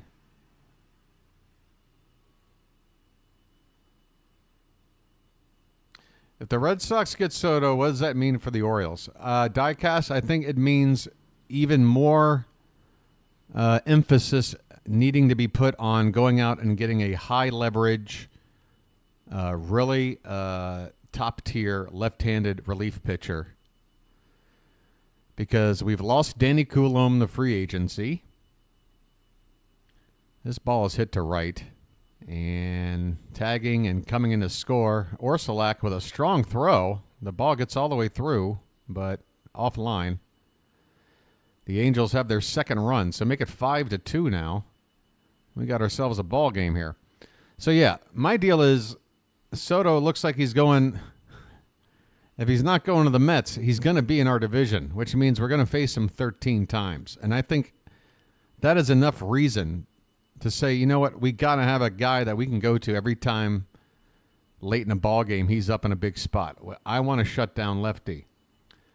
And Gregory Soto, yes, we have Cionel Perez, we have Keegan Aiken, and we got Gregory Soto. Those are pretty much our three lefties. I like Aiken. I found him to be vastly underrated last year. And Perez, hit or miss. Soto's probably got the nastiest stuff of the three, but the command isn't there. If he can figure it out, that'd be great. That ball is off of Milligan, caroms to Billy Ripken, and Milligan covering back on the bag is able to get the final out of the inning. But the Angels do get on the board with a couple of runs. It is now 5-2. Heart of the order coming up for the Orioles in the 5th. So, yeah, I mean, I know it sounds a little bit crazy, but I give that much respect to Juan Soto, and especially if he goes to the Red Sox. You're talking about a team where Soto and Devers are going to be up back-to-back. No way in hell I'm going to depend on anything but an elite lefty arm to get through that Soto-Devers 1-2 punch. So we need that. We're going to need that if Soto stays. I'm hoping Soto goes to the Mets. I'm hoping Sasaki goes to the Cubs. I hope all these big names that we're not getting. I hope Corbin Burns goes to the Giants. All these names that I don't want, that are linked to a team in our league, our division. Fitz, are you not popping on here or what? Where the hell are you, Fitz? We got a ball game going on here. Talk to me. Where the hell are you? Is that it? I'm right here. Oh, boy. Okay. Let's see. Fitz, why don't you go ahead and introduce yourself and maybe tell people where to find your channel. Okay. Well, as you can tell by my name on Discord, my name is Thomas. People call me Fitzy. I am a Boston Red Sox live streamer. That's pretty much good enough for an introduction. I'm not really good on those. How do they find you, Fitz? Oh, they can find me on YouTube. I'll post my link in your chat here in just a second. Sorry, my computer is kind of like yours. It's a hunk of junk. Give me a second. I know the feeling. Willie Fraser is on. My cursor actually worked. Sorry. Just, I gotta do this. Willie Fraser is on in relief of Abbott for the Angels here to begin the top of the 5th. So, Fitz, let me ask you this.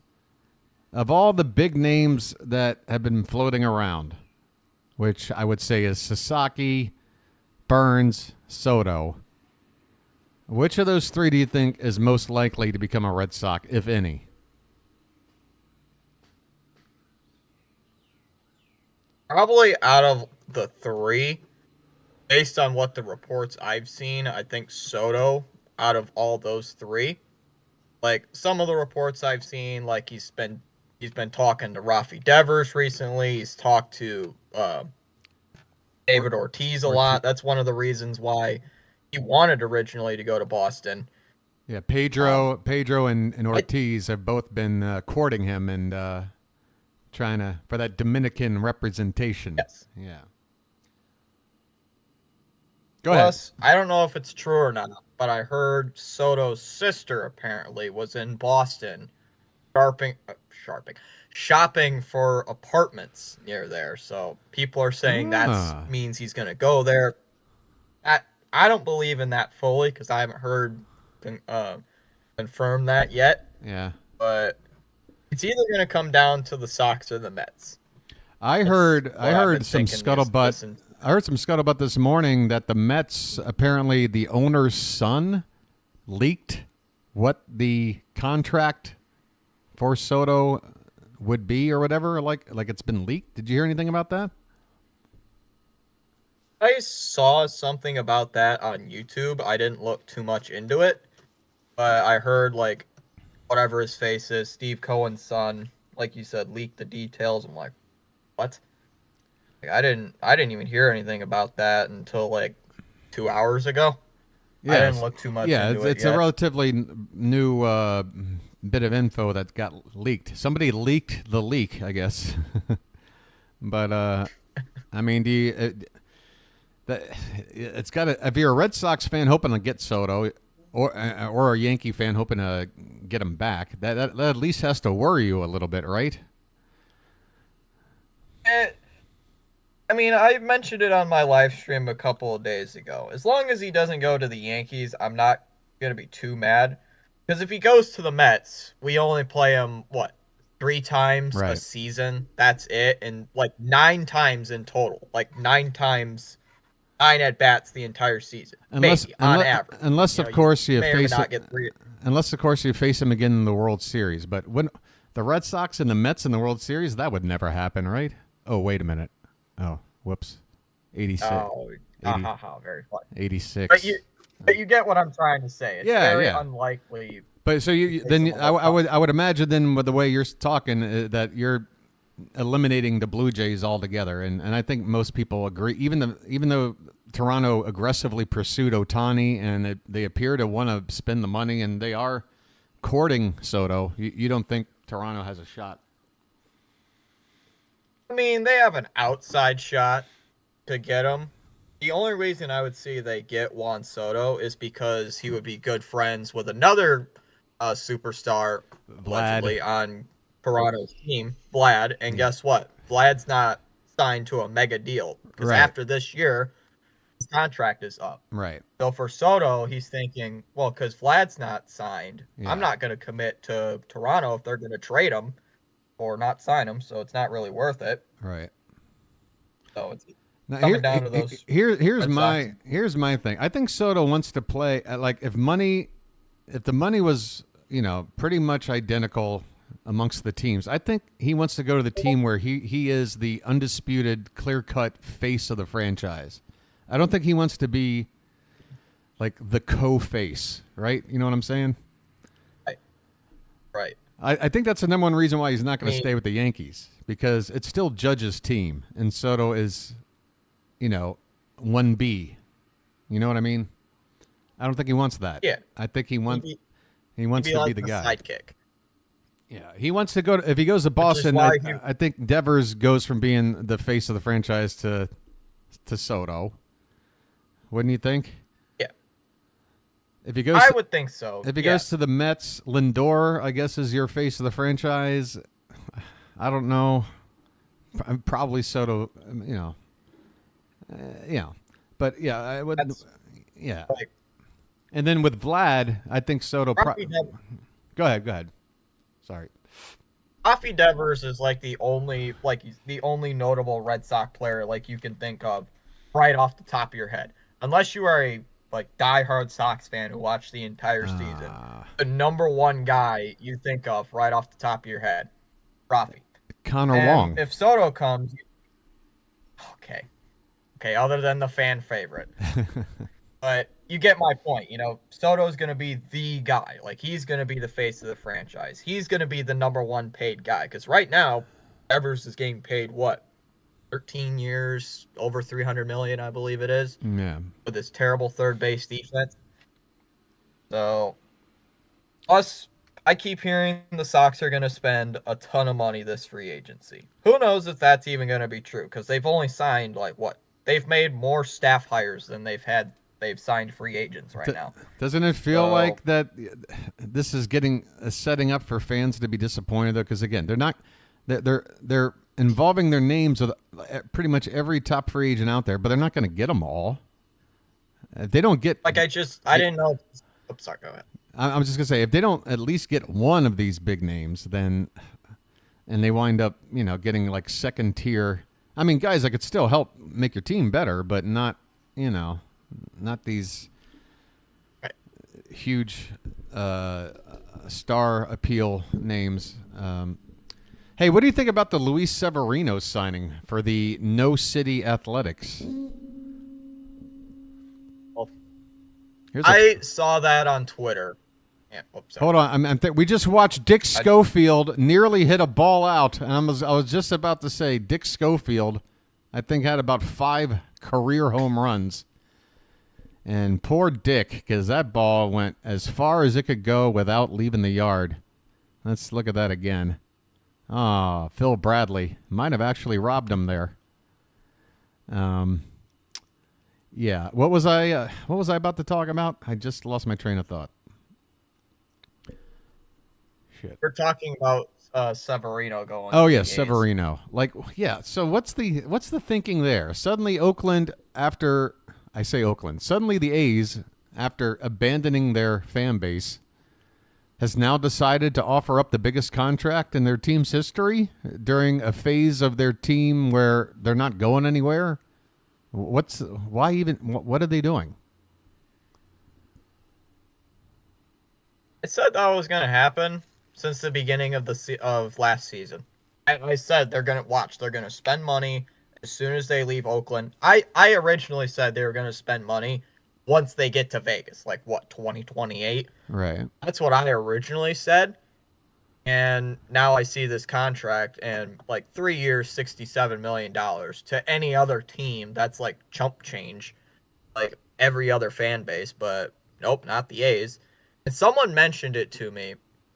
The A's are going to be playing in Sacramento for 3 years, 4 years at the most until their stadium is built, I believe it was. So by the time they move to Vegas, Sevy's gone. Severino is probably going to be long gone. He's going to be long gone. Right. So it's basically just going to be nothing by the time they officially move to Vegas.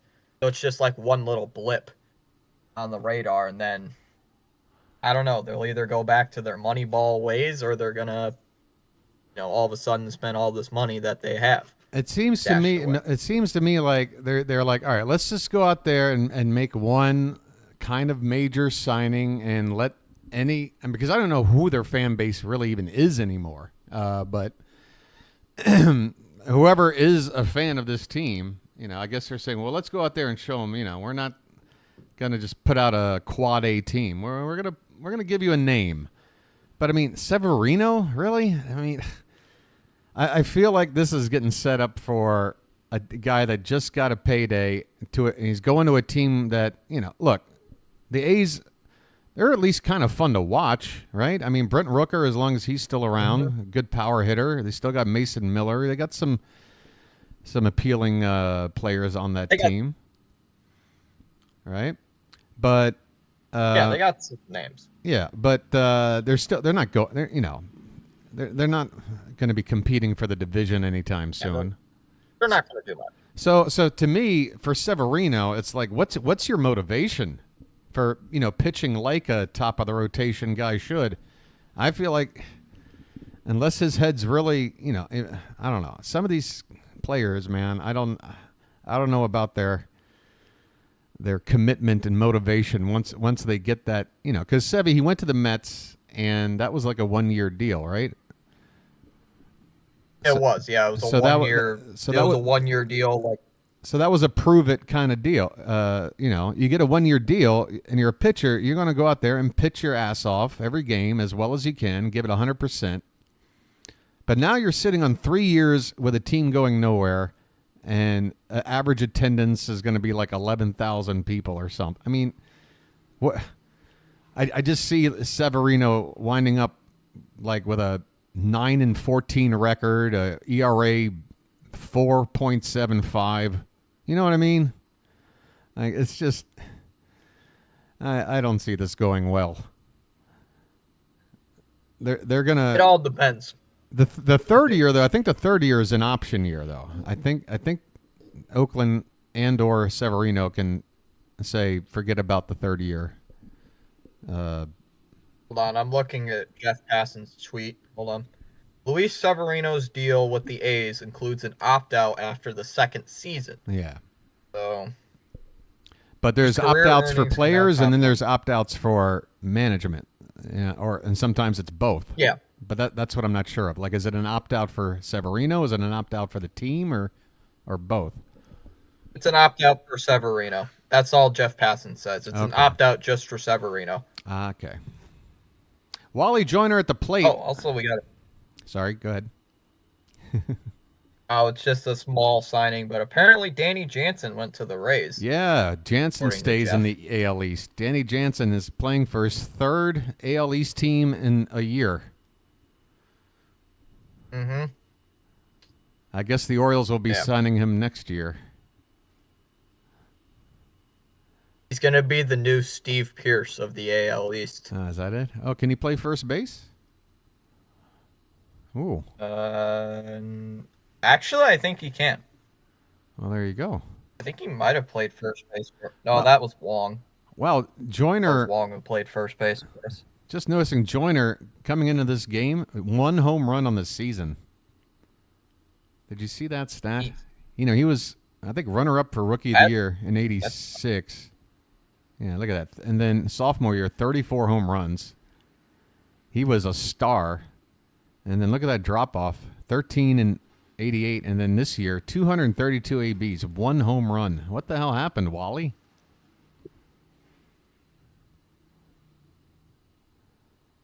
I don't know what happened to him. Poor Wally. How can you drop off that bad? That pitch is low and in. So the winter meetings, they officially start today, tomorrow? How's it? I believe they've already started. But they already started. Yeah, I think it started today. Like, makes sense. I think it goes from like Friday to the end of next weekend or something like that. You know how you mentioned earlier about Boston being like related to all these other like big name free agents out there? You mentioned like a couple minutes ago. I posted in your chat like, I don't know, 30 minutes ago when Shane Bieber just re-signed with the Guardians. I saw a tweet from a Boston news person saying that the Red Sox were also in on Shane Bieber as well, apparently. Red Sox beat writer saying, wow, they're in on everybody, apparently.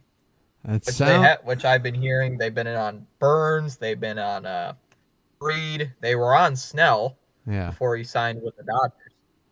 The Orioles get out of the inning here. The Angels do get a run. Snell. It is Not on a cheaper deal. It's 5-3 now as we go to the 6th inning. Sorry about that, Fitz.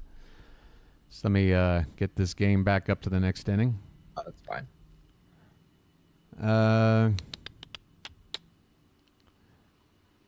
Yeah, I tell you what. If I'll say this: if the Yankees don't re-sign Juan Soto, as long as you guys get 2 big players, you know, of all this talk you're doing, I would put you ahead of the Yankees in terms of placing, in the division. I think you guys could pass up the Yankees in 2025. If we stay healthy, we could. Yeah. Now, I'm not going to sit here and say you're going to contend with us Orioles. You might, though. Oh, no, I don't think that's happening. You might, though. I mean, if you do sign like 3 or 4 of these big names, then I would say yes, you might. You could very well. It all depends on free agency. Like, I am not making record predictions before the winter meetings are even done. Like, that's just impossible. Right. Because who knows? The Sox could sign Fried, Soto, like 3 big guys, and all of a sudden they could be the kings of the AL East. Who knows at that rate? But I'm thinking, well, definitely the Blue Jays are going to be at the bottom. Rays are probably going to be like 4th. Maybe the Red Sox could be in 2nd place in the division. That would be nice to think about. I would say. I mean, think about the Yankees team without Soto. I mean, they're basically the 2023 Yankees, which was what, an 82-80 team, right? Yes, an 82-80 team that missed Aaron Judge for like 2 months. All right, so they did miss Judge for some time, so that you do need to give them a few more wins. But I mean, I'm seeing some of the names they're looking at, and it's just classic Yankees. Like, they're looking at Arenado in a trade, and it's like, God, just another guy past his prime. Sox are in Arenado. Bloated contract. Defense is in decline. I mean, I know he's a perennial Gold Glover, but I think it's been like 4 straight years now where he hasn't won the Gold Glove. So, you know, the defense isn't like it used to be. And with been a while. And you know, he's not a fast guy on the bases. It's just another guy clogging up the bases for the. And I'm like, please get Arenado, Yankees. Please get another one of those kinds of players. I don't know why they build the team the way they do. They don't seem to emphasize defense and speed at all. It's all, and that's why Juan Soto. That's why they love him. It's all about. Because he's everything. It's all about the offense. It's all about the bat. Nothing else. And I'm sorry that might. You wonder why they failed. Yeah, I mean, that's going to win you some games 12-3. Don't get me wrong, but you know, it's not the way you build a winner for me. You got to have some more. I mean, they got Jazz Chisholm. He's got a little bit of athleticism to him. It's not sustainable. Yeah, it's just, in a short series, unless everybody's red hot, you're not going to put a rally together with a bunch of station-to-station guys that, are trying to hit, I don't know. Hey, we got another commercial here. Hey, let me look into that Discord and see if I can find another topic worth bringing up. How's everybody in chat doing? I haven't seen a single new chat message in about half an hour. How many people? As soon as I brought you on, Fitz, everybody went away. What's that? Hey, Mickey Weston is on the pitch now. There is one thing I got to put in your Discord real quick. Oh, yeah? See if you can... there is one thing I got to put on your Discord real quick. See if you can see... Do you have Discord open? I'm going there right now. Look at this photo. Like, if you have Discord open, look at this screenshot I took on Twitter. At the bottom of the post? You know how I've been saying about fake reports? This has gone to the point where I am just had enough of this crap. Well, someone made a fake Jeff Passan account. Yeah, because it says Jeff Passan. It says Jeff Passan J. It's just Jeff Passan, right? Yeah. There's no J. So that's how you know it's BS. It's Jeff Passan, no J. I was like, are you serious? Like, he even spent money on it, and he's like, oh, it's real. Yeah. In the comment, and he deleted the comment. I'm like, brother, what the heck is going on? Well, he got 88,000 people to look at it. He got 88,000 people at least to look at it. What a dope. Yeah, and one of them is me. It came in my feeds. It came in my feed. I actually thought it was real for like 3 seconds, and I saw the J. I'm like, oh, that's annoying. I gotta check something out here. I gotta know. I'm gonna pause the game for a minute. Sorry, folks, we're jumping all over the place. I hope you don't mind. I'm an Oriole guy. I jump all over the place. I want to know if NYY Underground is currently live streaming yet another podcast about Juan Soto. They have been spending about they've been going on for weeks. For weeks, for like 3 hours, 4 hours a day on separate streams, just talking about. Oh, he did 21 hour ago. Yep, I see it right here. Soto Watch reports and over 2,000 people tuned in. So look, I'm not sitting here. Hey, Pete, if somehow this gets back to you, I'm not ragging on you, dude. Yeah, you're talking about a topic that obviously people are wanting to tune in for, but man, oh man, if you guys don't wind about that for, if you guys don't wind up re-signing this dude, I mean, how many hours of content on just re-signing Soto has there been in the past? God, I don't know. Oh wait, these are videos. I want to go to live. Yeah, that's Soto. This is all within one day, these 3 streams.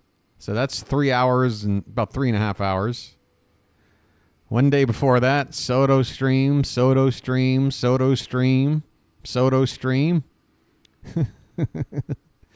the Red Sox have a chance? Yankees offer up to Soto. Sorry, go ahead.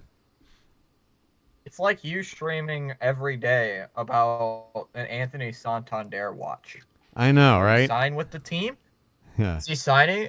Oh, they just offered him money. Wait a minute. Now they're backing off. He just drank orange juice for breakfast. Oranges are from Florida. Is he signing with someone? The Marlins? The Rays? What? Like, yeah, come on. Calm down, Soto people. He just ate clam chowder. That means he's going to Boston. He's going to Boston. He just had clam chowder. Oh, you know what? I just heard speaking of Boston. Yeah. March 31st at 3:05 p.m. Mark your calendar. I don't need to mark it, my friend. First time the Sox and Orioles will play. I don't need to mark nothing. Oh, you mean that's the first win the Orioles get over Boston? Okay, I'll mark that down. First Oriole win, March 31st. It's at Camden Yards, so yeah, it's probably a win. Hells yeah. Hey, Colton It's usually a Cowser. 2 out of 3 Orioles series win. So Cowser hits 3 home runs on 3 consecutive pitches. Got it. All right. Sounds like... Hey, depends if Cutter Crawford's pitching. Oh, all right. Cutter Crawford is pitching. Let's try to get a reset on this ball game here. Here's a ground ball, a tough hop for Worthington, and that'll be an infield hit. The Orioles are ahead here 5-3. I think we're in the bottom of the 6th at this point. Mickey Weston's on the pitch. It's either the bottom of the 5th or 6th. Maybe somebody in chat knows. I'm not doing a great job of keeping track. But Mickey Weston on in relief. Prediction, Sasaki will have more impact than Soto or Burns. Oh, Book Doc also checked in here, but it's 4 a.m. in Spain, and I got to get up, leaving the game on. Hey, thanks, Book Doc, if you can still hear my voice. Have some pleasant dreams, and thanks for keeping the stream going. Pitch here I don't know too much about so Sasaki will leave more... will have more of an impact than... So, you know what prediction I made last year, Diecast, that came true? And look, I don't know if I can find this on record anywhere, but I was convinced that Shota Imanaga was going to be a more effective pitcher than Yoshinobu Yamamoto last year. And when the Cubs got him, I'm like, they just got themselves the best arm out of Japan. I'm not saying Yamamoto's not going to, I mean, he's young, so he's got time to develop into being a great pitcher.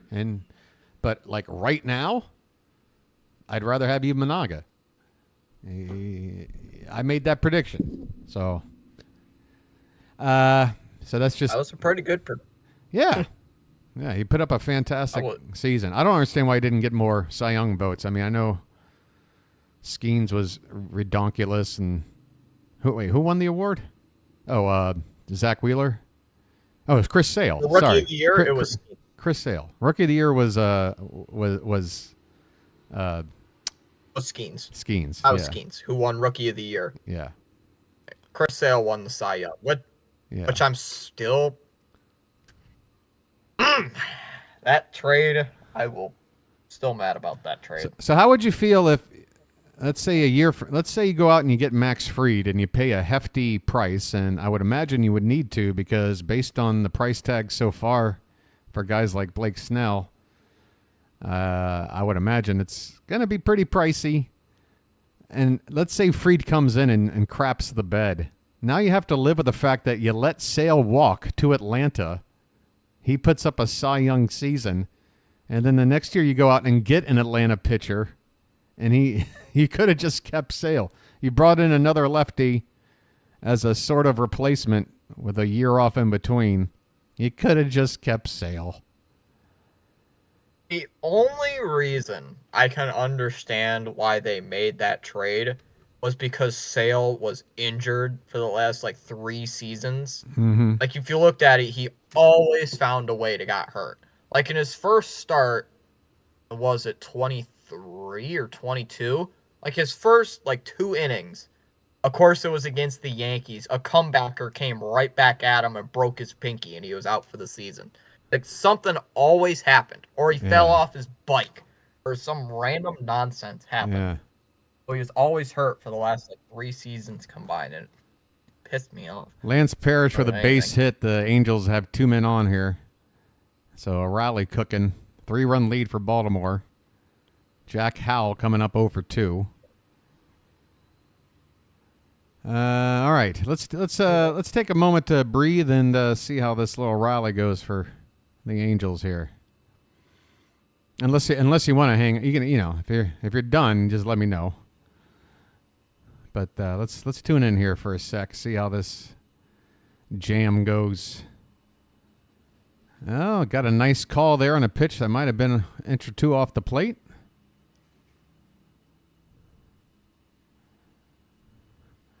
What do you think of the old Oriole hat logo? That was outside.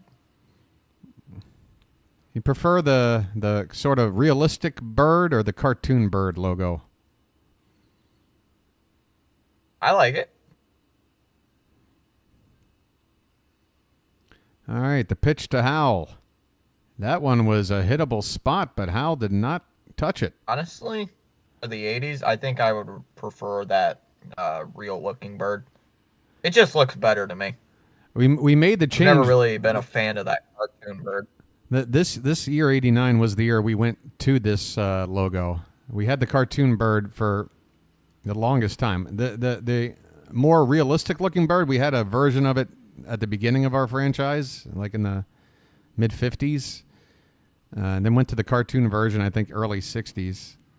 But because in the previous year for this Orioles team, here's a strikeout of Howell.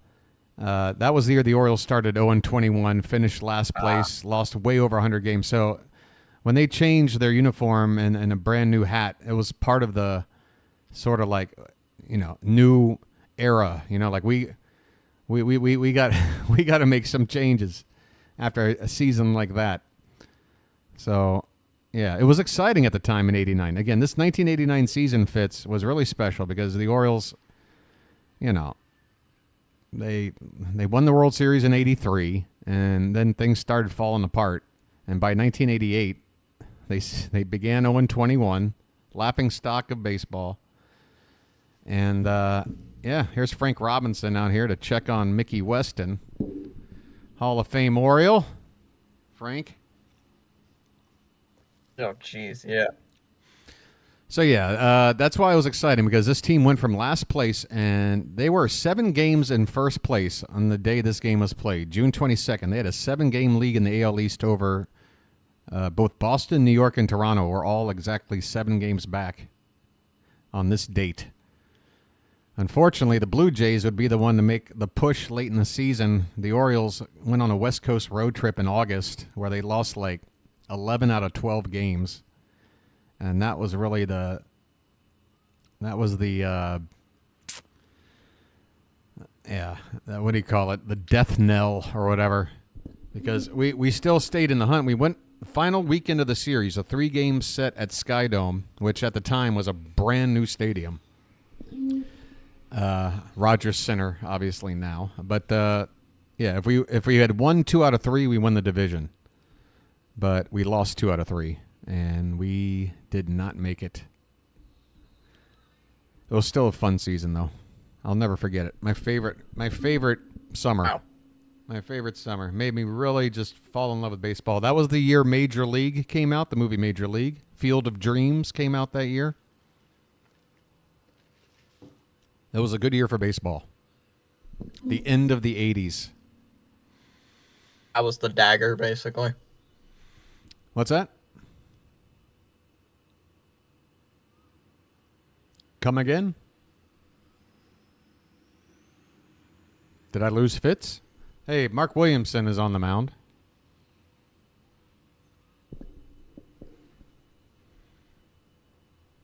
Did Mickey Weston have an injury? Ouch.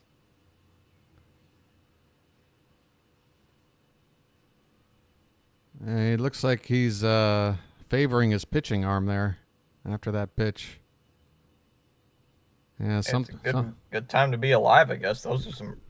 I love those. I love those movies. What do you love?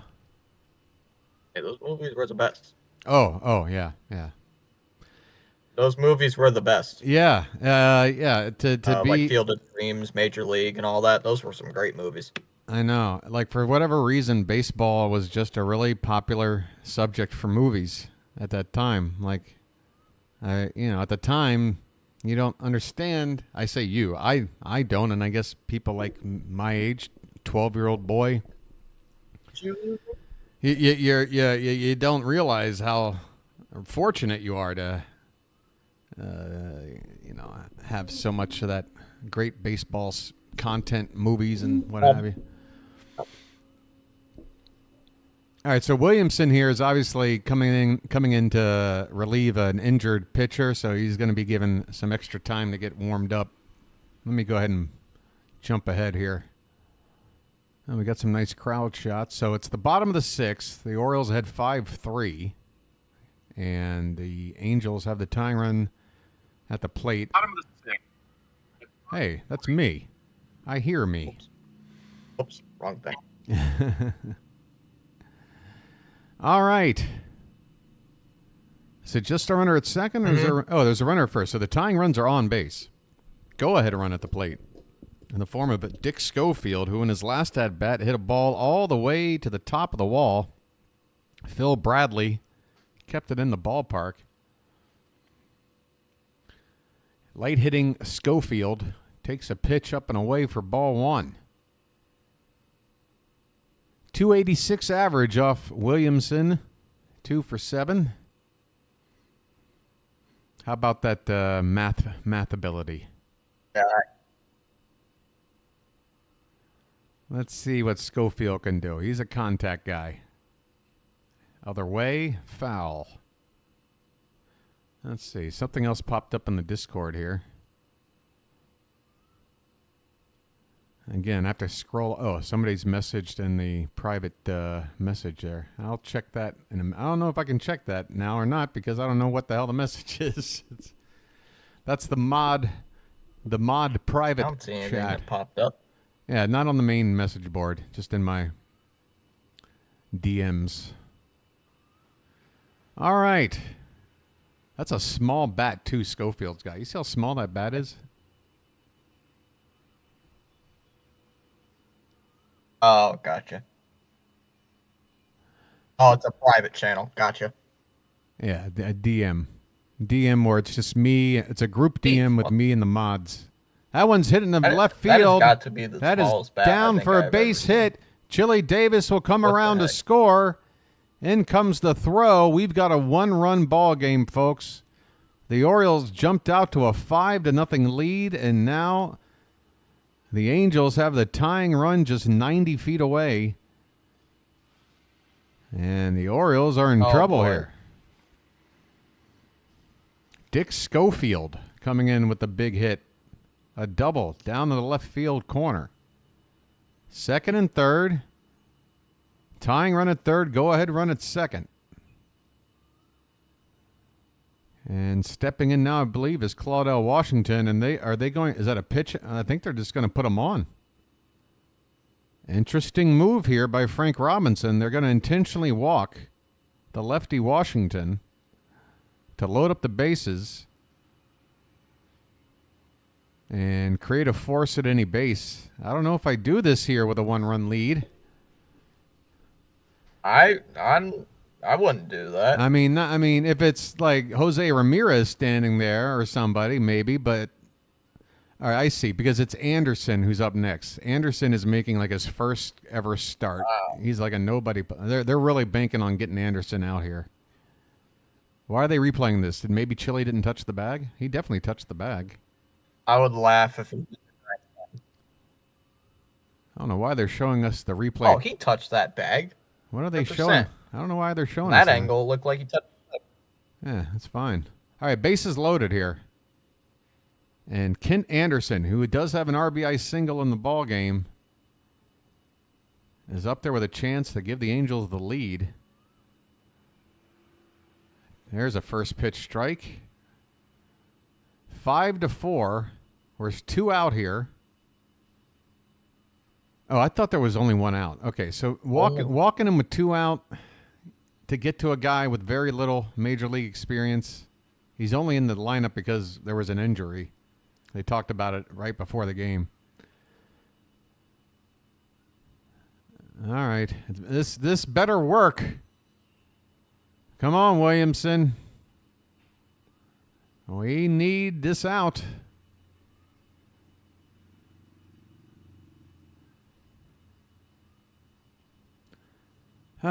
Baseball. And here comes Bob Melvin to have a chat. Not Bob Melvin, the manager, Fitz. Bob Melvin, the catcher. I was just going to say, wait a minute. I know that name. Yeah. Did you see that stare on Frank Robinson? Folks, that is what you call... I did see that. That is what you call a competitive spirit. Frank wants to win. Right. I'm sure he does want to win. At all costs. Here he comes. And he's picking something out of his teeth. What's the call, Frank? Hot damn. That was the longest walk to the mound I've ever seen. It's the same distance as anybody coming out of a dugout, but Frank made it look like he was coming out of the center field wall there. How's that gum? Was it constipated walking out there? Like, holy cow, I've never seen someone walk. And Frank's making his... Look, he's already back in the dugout. I guess he ran back. Wow. That's magic. Walked so slow out there, then he ran right back in. I think he was stalling to get somebody. That Oriole magic. Yeah, he's a time stall for getting an arm loose. Once the ump says get out of here, then he might as well run back. All right, here we go. First pitch, I think that's a strike. That was a weird motion by the ump. I don't know if he was indicating 1-0 or if that was a strike signal. That looked like a strike. It looked like a strike, but... It looked like a strike to me. It's 0-2. Okay, that's 0-2. One more strike gets us out of this inning with the lead intact. Let's go. Put him away now. Oh, that's not going to help.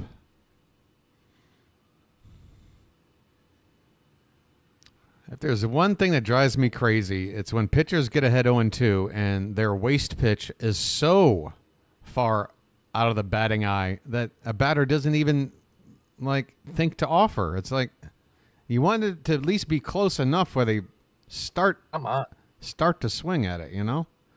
1-2 pitch. Bro, competitive. Fouls it away. Fastball in the outer half. Late swing, but got a piece to stay alive.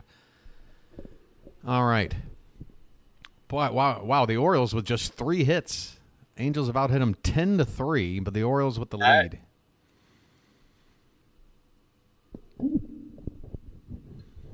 All right, here we go. How are you winning a game where you scored 5 runs and you only hit the ball 3 times? Because we used to be the team that would take advantage of any opportunity we were given.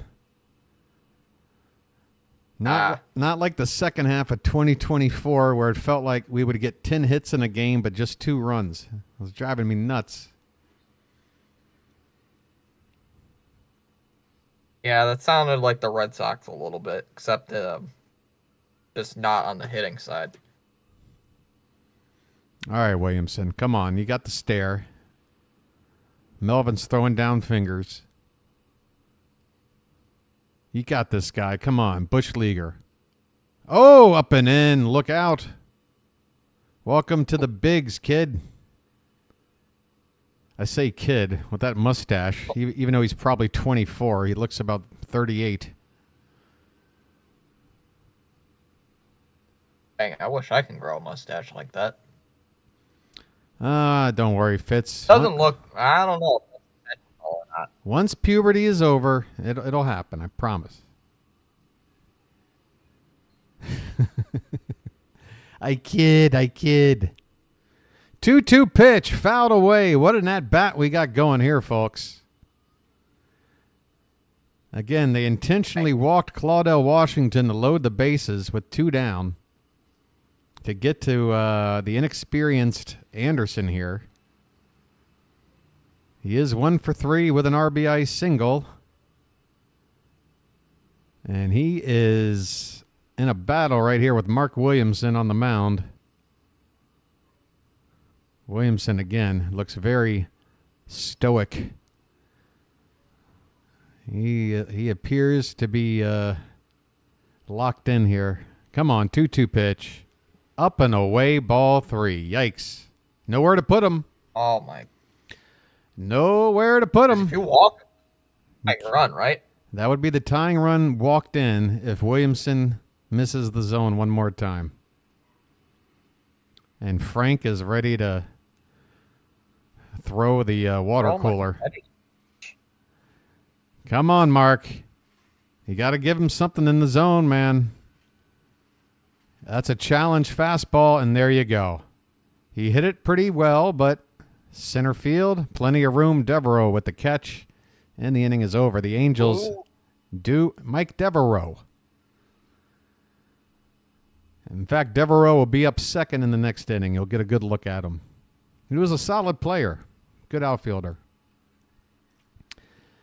Oh, look at that behind the bag toss of the charcoal. Oh, for 3. Oh, behind the... Oh, they're making Grillen look cool. Oh. They're making... Oh, my goodness. It is so cool. Oh, Richard Petty. Son of a gun from STP. God, that commercial. Oral Hershiser, again, hanging out with future Mets players. Hey, Night Court, weekdays at 9:30. All right, back to the ball game. Here we go. It's Billy Ripken up, and first pitch swinging fouls it off. So that sounds way older than. Say again.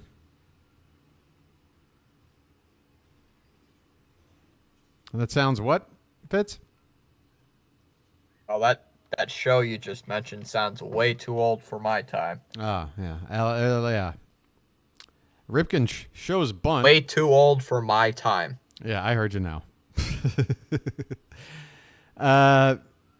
Yeah, Billy Ripken offering to bunt and takes the bat head back, and the pitch was right in there for a strike. Were you really trying to bunt, Billy? I don't think you were really trying. All right, next pitch is swung on, a tapper to short. Schofield, cross, easy peasy, lemon squeezy, one away. Devereaux due up. Orioles with a 1-run lead. It's 5-4. Folks, we're watching a retro game from June of 1989 between the Orioles and the California Angels. So here is some, this one. So here's my philosophy about how the Orioles should be spending their money this offseason, okay? The 3 biggest needs, the ones that are going to cost the most cash, is 2 starting pitchers, one that can be considered ace or ace-like, a second starting pitcher for the middle of the rotation, and somebody that's a right-handed bat that can play the outfield, whether it's re-signing Santander, switch hitter, or somebody else. Those are 3 must-make moves and are going to be the most expensive moves. Here's my suggestion, all right, because while we may have a larger wallet than we have seen in many a year for some free agency, here's a hard hit ball on the ground. Devereaux will ground out for out number 2. Here's what I'm thinking. Because of what appears to be a pretty astronomical market for pitching out there right now, Blake Snell's sort of started the trend. I mean, Severino's getting paid what? About $22.5 million a year.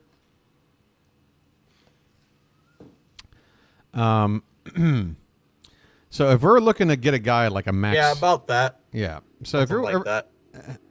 I'm saying we just ignore trying to sign Corbin Burns, trying to sign Max Fried, or any of the top 2 or 3 arms, because it's a bidding war with the big markets. Let them overpay. Because here's what we're going to do. We're going to trade. We're going to use what we have a plethora of, which is position player talent in the farm system, and we're going to pull off a trade much like the trade we did this time last year for Corbin Burns. And I'm already targeting a couple of names. All right?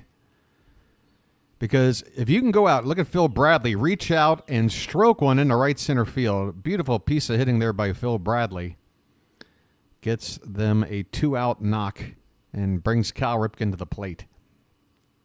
So this is the way you save money. Let's go out there. The Mariners, I think, are a good trade partner. First of all, there's Garrett Crochet, obviously, and the Orioles are in the Crochet race. But let's say Crochet, you can't get him. The Mariners and the Marlins, I think, are the 2 teams you got to look at for a trade, because they both are teams that have a plethora of pitching, both major league ready and minor league developing. Now, the best name of the bunch for me is Luis Castillo, and I have seen Luis Castillo's name floated out there. Very, very good pitcher. Not a perennial all-star, but he's all-star caliber. He'll give you 180-plus innings. He'll flirt with 200 strikeouts. He's hit 200 before. I believe he's 31 years old, so he's still got plenty of good years left. His contract right now pays him $24 million a year. So basically, he's making Severino money, okay? And you're getting like an actual ace for that price.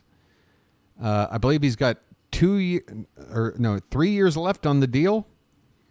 That's the guy I would target. And the Mariners, of course, they're always looking for offense. And a second name from that team, Bryce Miller. That would be the younger name.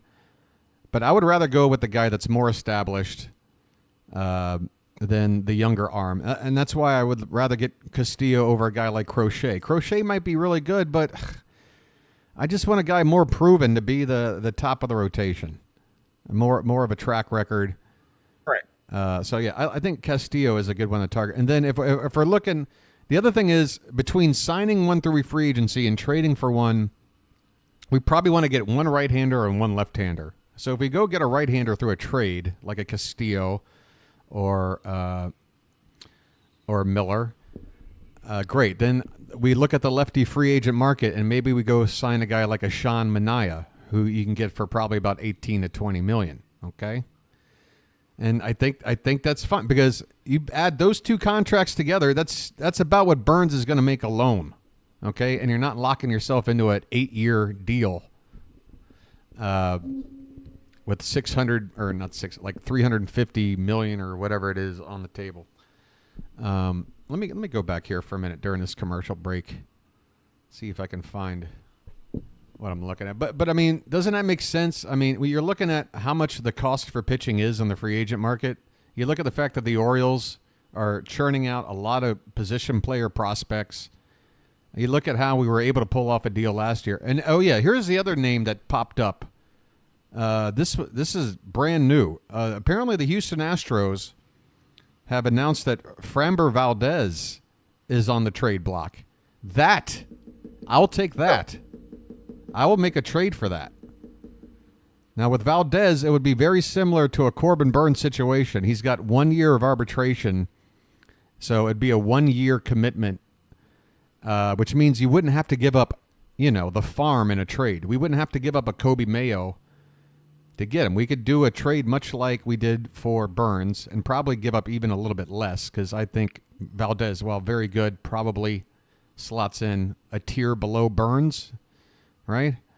Just one tier below. But yeah, there's your lefty starter, and there's a guy with plenty of, he's got playoff experience. You got Mike Elias as our GM, who was the Astros GM, so you've probably got some familiarity and, I could see us pulling off a trade with Houston based on, our the Mike Elias connection. I could see Framber wanting to come over with Elias in charge over here.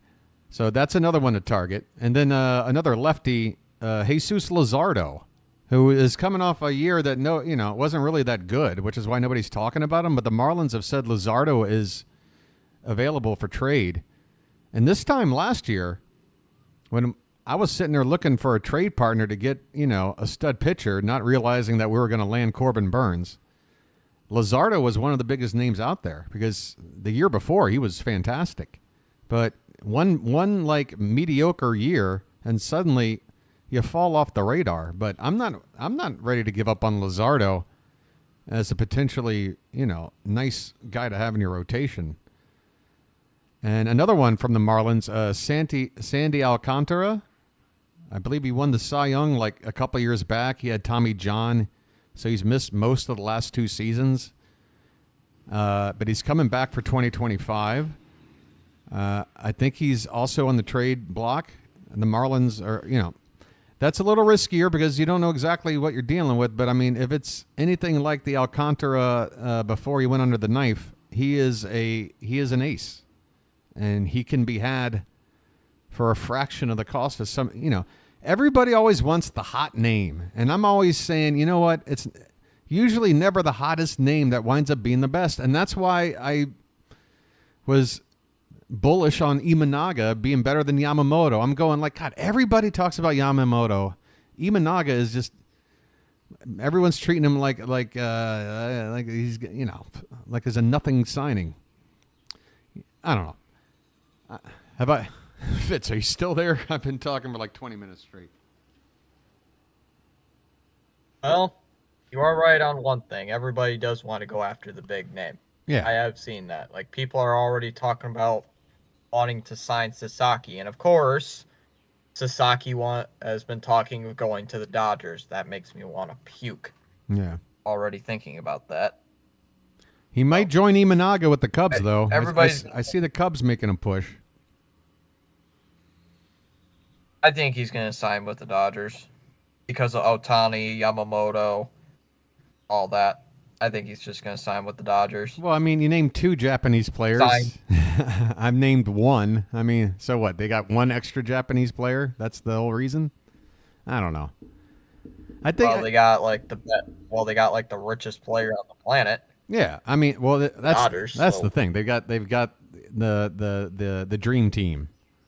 But you know, Sasaki, you know, I don't know what his relationship is with Imanaga, if there is one at all, but if there is any relationship, that he could see that as like, well, there's my teammate to lean on, older pitcher, kind of a mentor. And the Cubs, right. you know, and then with the Dodgers, Sasaki would just be another star in an endless sea of stars. He goes to the Cubs, and you know he's going to be given the red carpet. You know, I'd rather go to, you know, I'd rather have that situation. I'd rather be a big fish in a Go ahead. I mean, people were saying Ohtani and Yamamoto were going to sign, well, when they were in the race for him, that Ohtani and Yamamoto were going to sign with Boston because they knew Yoshida on Team Japan. Right. That's the only reason they linked them up with Boston. So I'm like, you got to be kidding me. Sure enough, that didn't happen. Hey, it would be nice if Sasaki went to the Cubs just because he knew Imanaga. Who knows? Maybe he'll even be way better than Imanaga. Well, he could. Based on what his projected contract would be, he better be better. I keep hearing from... Go ahead. I keep hearing, like I've seen on like MLB.com, that some scouts say he's the best pitcher, or like best Japanese pitcher of all time. He will be better than Yamamoto and all that. I mean, personally, that'd be nice. That'd be pretty cool to see. We'll see. I'd totally watch it. I think diecast, even though you might laugh, Fitz. Look, if the Orioles did want to make a splash, then yeah, bring in Sasaki. Why not? Just outbid everybody. Make a splash. I don't know. Yeah, we got good seafood in Baltimore. He'll love it here. I mean, you got a better owner than Angelos, right? So, and more richer one, I believe. So and I wouldn't. We've paid the least amount through free agency of any team, and it's not even close. Here's a ground ball on the right-hand side. Randy Milligan goes far to his right to retrieve it and flips it to the pitcher covering. Devon White standing on second base as the tying run. We are, I believe, in the bottom of the 7th inning. The Orioles still with a 1-run lead. No, are we up to a 2-run lead? Did we hit a home run somewhere? No, I think it's still 5-4. I do a great game call, don't I? Yeah, I mean. Oh, it's a run ball, and you have me on here. Yeah, I'm spinning a lot of plates at once. I'm still working on a J that is not even halfway done getting rolled. So, yeah, the Orioles have spent less than any team since 2020 on free agents. Okay. Our payroll is minuscule. Yeah, you showed that graphic. Yeah, our payroll is minuscule. We just let go of McCann. He was making $10 million a year. Kimbrel was making $11 million a year. That's off the books. It's time to spend. And look, again, I'm not trying to say treat it like supermarket sweep. Get your shopping cart and grab anything you want. Don't even look at the price tag. No, you got to be smart about it because it's not just 1 year we're looking at here. That's kind of what Peter Angelos did. I mean, when Peter Angelos first got here, he built up an Orioles super team. We got Palmeiro, we got Alomar, we brought in like tons of pitching. Like God, I can't remember. David Wells, I think, was on with us for a year. Jamie Moyer, I don't know. We stocked up, and we made it to the ALCS in back-to-back seasons, 95, 96. And we have not been back to the ALCS. Well, we've been back once since, but we haven't won a game. We haven't won a game in the ALCS since those two teams from the mid-90s. It's time to spend. Show us. All right? Now, I don't want a bloated contract. Like, if you're going to spend for a pitcher, right? I don't want anybody signed over the age of 30 for a deal that's 5 years or more. And I know a lot of pitchers out there want that. I don't want to pay that because I think it's dumb to invest so many years into such a volatile position when it comes to injuries. It's just not smart business. Again, our strength as a organization right now is developing position players. So that should be our philosophy. Continue doing that. Draft great prospects, develop them, turn them into blue chip prospects for trade bait, and then that's where you go get your arms through trade. And that way you save yourself a ton of cash. That ball is crushed, gets down all the way to the wall. Devon White will round third and go home standing, and the Angels have just tied up the ball game. Shit. It's 5-5. Oh my God! Why did I pick this game? The Orioles are up 5-0. What happened? No, I don't think we're still. Oh my goodness! I don't think we're still paying Albert Bell there, diecast. Chris Davis, on the other hand, I think we're still paying. Not Albert Bell. Are you guys still paying Chris Davis? I mean, I think it either ended this past year or it will this next year. It's almost over, if not over. All right, I think that's one of the main definitions why you don't pay people over the age of 30 is Chris then Davis, it's just, the thing with Chris Davis was, if you remember his career, he came up with the Rangers. He didn't quite work out. When the Orioles scooped him up, they scooped him up for nothing. He wasn't a great player. He just found his stroke. But the thing was, he gives you nothing defensively. Isn't fast. He's just a guy up there mashing home runs like a video game, and that's great. But that's the sort of player you don't give a long contract to because he's too one-dimensional. And if that one dimension isn't working, well, now you got a useless player on your team who's probably giving you a negative WAR, and you're paying the guy $25 million a year. If you're going to sign a guy long-term, you sign a guy that can play well on both sides of the ball, for one, Yeah. But, again, that's why I have no reason to want Soto. Like, somebody's going to get Soto, and he's going to give him great production, but he's also going to cost them games as long as he's playing in the field. His range stinks. Man, I hope that guy who came on to one of my Oriole games during this past season trying to flex, talking about how Juan Soto is a Gold Glove caliber outfielder. I'm like, you are taking crazy pills, my friend. Every time a ball's hit toward right field. Yeah, so is highlight. Yeah, so is highlight. He is like one of the worst jumps on a baseball I've ever seen from like a notable player. Like, you know how on a pitch a hitter makes contact, right? And he smokes it to right field, and then it cuts away to the outfield. And normally, when the camera cuts, you see that outfielder already in motion. Yeah. Like en route to wherever that ball's going to wind up.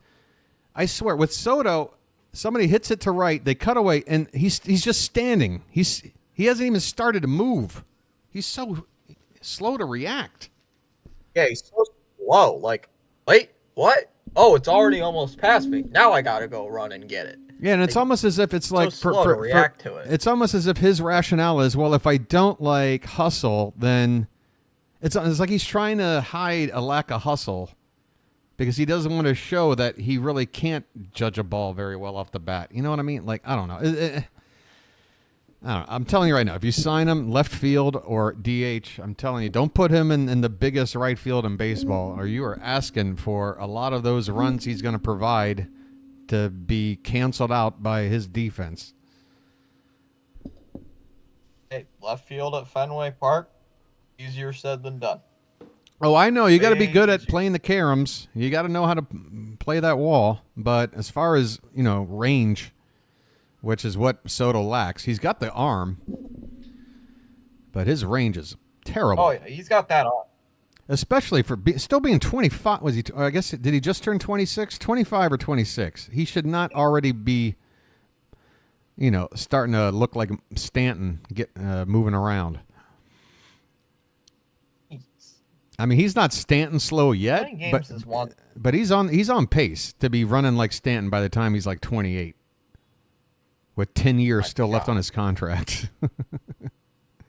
I swear, if he becomes like an all-time bust, if he signs with Boston, I might just quit watching that team. You've got to be kidding. Even the Dodgers, I don't know if they'd be able to absorb a bust of that caliber if they were to sign Soto and he just face planted. But his bat is so good. He will DH for somebody no matter what. That's why I'm still mad. Go ahead. That's why I was at the time, I don't know when you stopped watching baseball, but at the time I liked when Pablo Sandoval signed with Boston. It's like, oh, he's got a good hitting, he was with the Giants for those 3 World Series. I thought he was great, but oh my God, like, he was good on defense a little bit, and his hitting, well, basically like Chris Davis, but much fatter. You can understand that. Roly-poly. 2 years into his contract, 2 years later, he's gone. Yeah, he just got released. He signed like what, a 5-year. It was like $95 million or something like that for a third baseman. Like, that was a crazy contract at that time, and like you said earlier, he was only one-dimensional, right? And you're gonna pay the price for it. Yeah, like a little off topic. I mean, like, I'll tell you this right now: Vlad Guerrero Jr. is a guy that I can see once he gets that fat contract next year, wherever he's going or staying. He's already built like a guy that's, you know what I mean? Like, I just, he's gonna be another Kung Fu Panda, eventually, with a mega contract. Probably here. What's that? I'm sure not as slow, but probably not as bad. Not as bad. Yeah, I mean, he moves around well for a big guy now. Probably, I'd say give him 5. He moves around for a big guy now, but I just can't imagine, because guys half his size start getting slow in their late 20s sometimes. Oh, Mickey Tettleton's up. Hold on. Let's go. Look, again, switch hitting catcher. Look how intimidating this dude is at the plate. Like, if you're pitching, look how he just waves the bat and then cradles it. You see how he cradles it with his backhand just slightly on it? And look at that up and down stance and then explodes. That's Mickey Tettleton.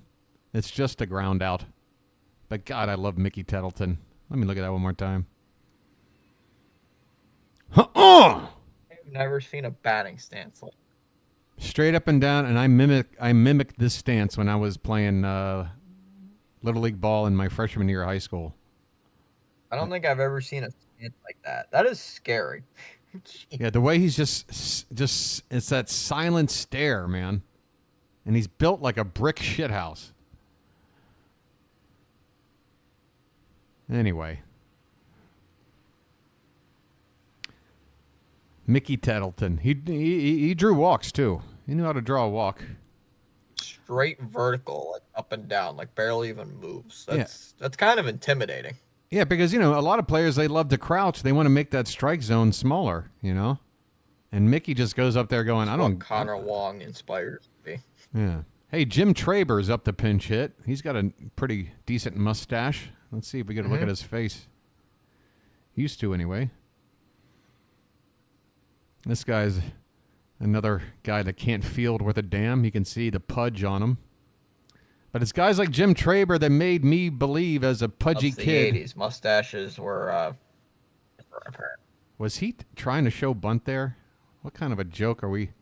This guy gets to the first base bag in about 9 seconds. What are you doing?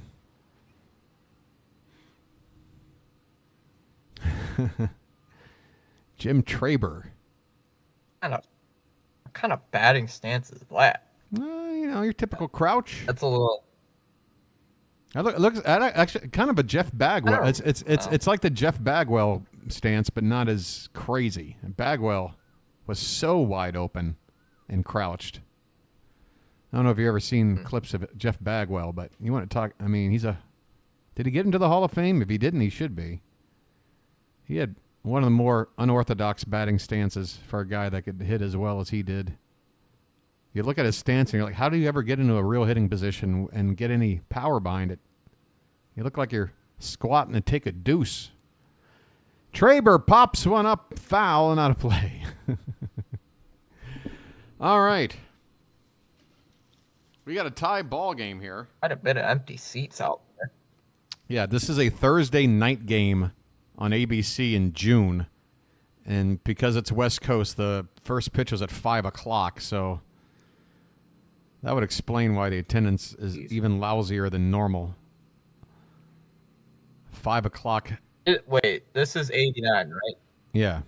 Okay. No wonder the stadium looks so ugly. Yeah, there's no rock waterfall thing yet. None of that stuff. It's all enclosed all the way around. Yeah, it's because I believe the football team was playing there, like the Rams or something was playing there at the same time. Yeah. Probably the biggest moment in this ballpark during this era was they had the All-Star game in this ballpark. I think it was 90. And Bo Jackson hit a huge home run off the batter's eye, straight away center field, like right at the beginning of the ball game. Everybody went crazy for that. That was when Bo Jackson was at the absolute height of superstardom. All right, so Jim Traber, how about this pinch hitting spot here? He's been up at the plate now for like 5 minutes. Look, I swear he's wearing a girdle, trying to tuck that gut in. Kind of does. Oh, he's got to suck the gut in. You don't want to hang. Now I'm going to swing it. You don't want to hang. Oh, Traber gets into one. You can forget about it. Oh. That ball is gone. Bye, birdie. Jim Traber, pinch hitting in a tie ball game, gives the Orioles the lead back on a mammoth home run to right field. What an at-bat for Jim Traber. Holy cow, might be the best at-bat of his career. You know, every game always has something special. This might be Jim Traber's finest moment. And we just watched it here 35 years later. Congratulations, Jim Traber. That was an absolute nuke. No question about it.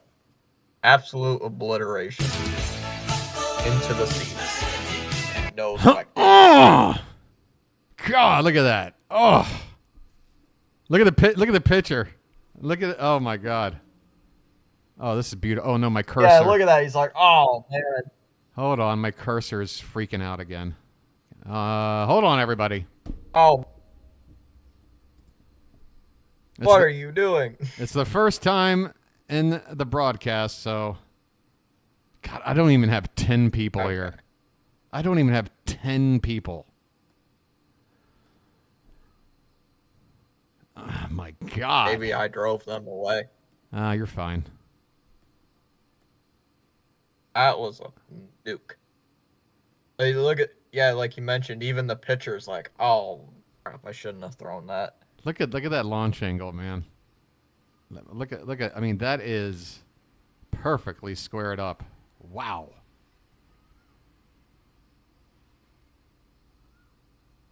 Oh yeah, raise that front arm up and look at the pitcher.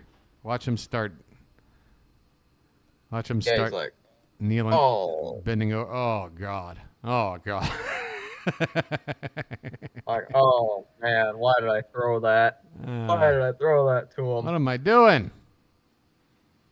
All right, well, now my cursor's back to being awful again, so I guess I won't be pausing anytime soon. Wow, here's a ball hit into center. Devon White is there, makes the catch. The Orioles are ahead again now. It's 6-5. What is it, top of the 8th? Jim Traber. Oh, yeah, we get to look at the pitcher again. Ah, shucks. Dag nabbit. That's what he's thinking. Oh. God, why did I throw that? Why did I throw that? What was that, a fastball it looked like? Remember, it was a long AB. I think that pitcher was just like, all right, fine. Here's my heater. See what you can do with it. I'm sick of painting corners. And Traber absolutely walloped it. Here's Joe Orsulak. Smokin' Joe O. That was his nickname back in the day. Very solid player. Okay. As you can see, hitting over 300 in this particular season. Dang, 301. That's not bad. 0 for 3, though, on the night. Oh, you know, you can't win them all. Lefty starter out there. Had to face him a couple times. Let's see what he does here. Smokin' Joe. He played for the Mets for a little bit. Oh. It's a good nickname, Smokin' Joe. Smokin' Joe O. Look at that gut on Traver. That is my... Folks, if you want to know what my gut looks like when I sit, that's it right there.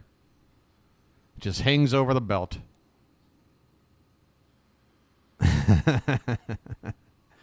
I can be a Major League Baseball player. I know I can.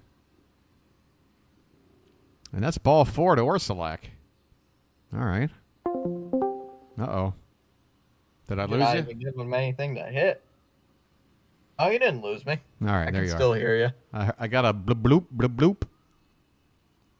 Hey, let's see what's going on at NYY Underground right now. Are they talking about Juan Soto again yet?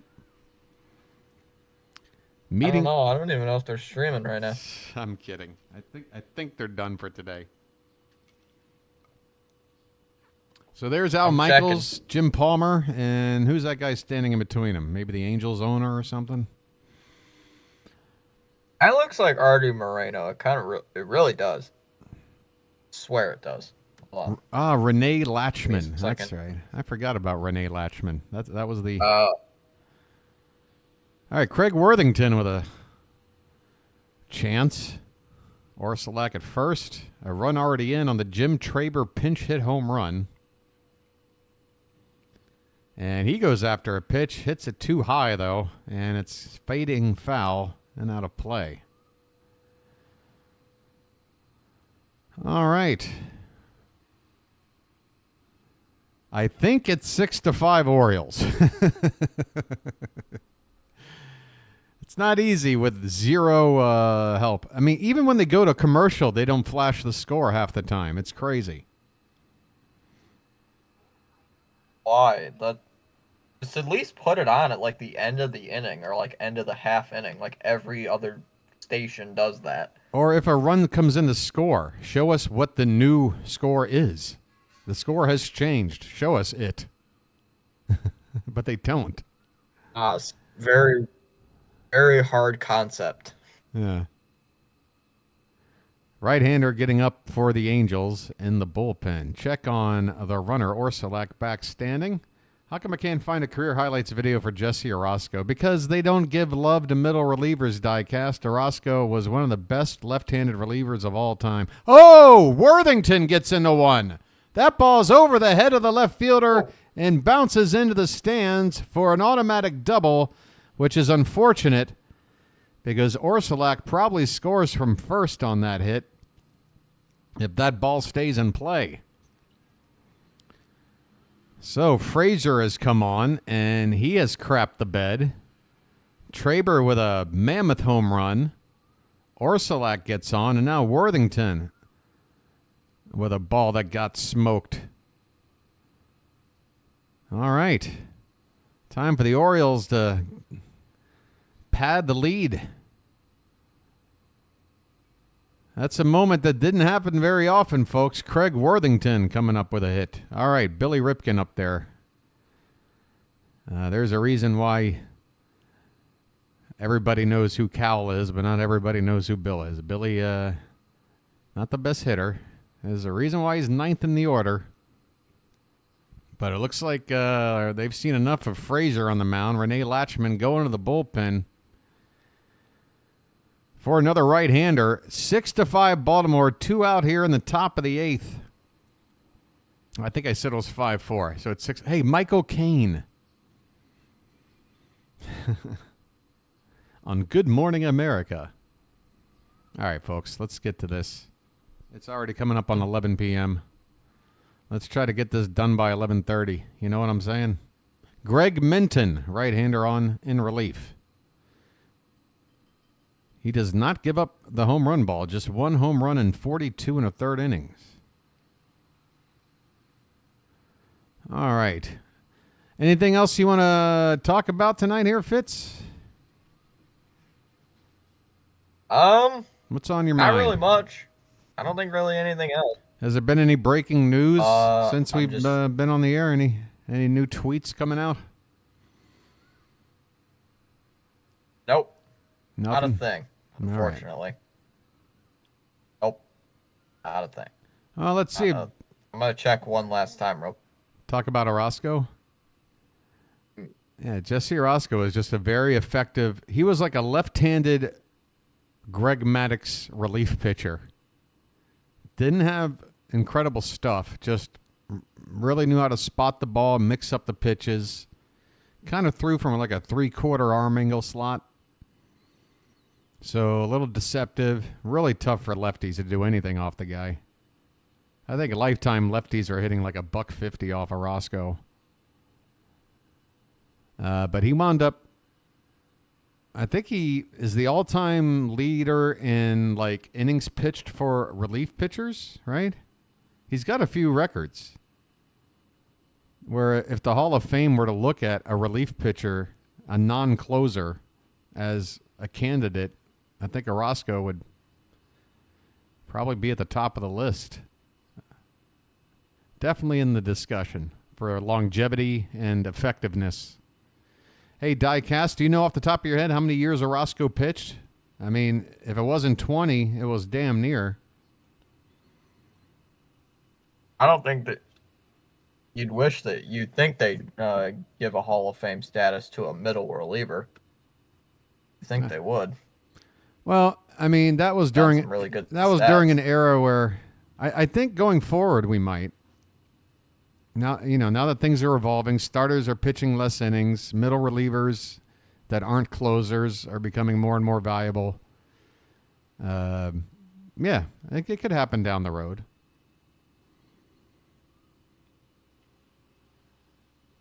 All right, Billy Ripken up there, 2nd and 3rd. Pitch. He takes a called strike. All right. Top of the 8th. Road team up. Yeah, wrong 8th inning, BW. And I'm running out of, don't even talk about getting a 50-50 chance call wrong there, Fitz.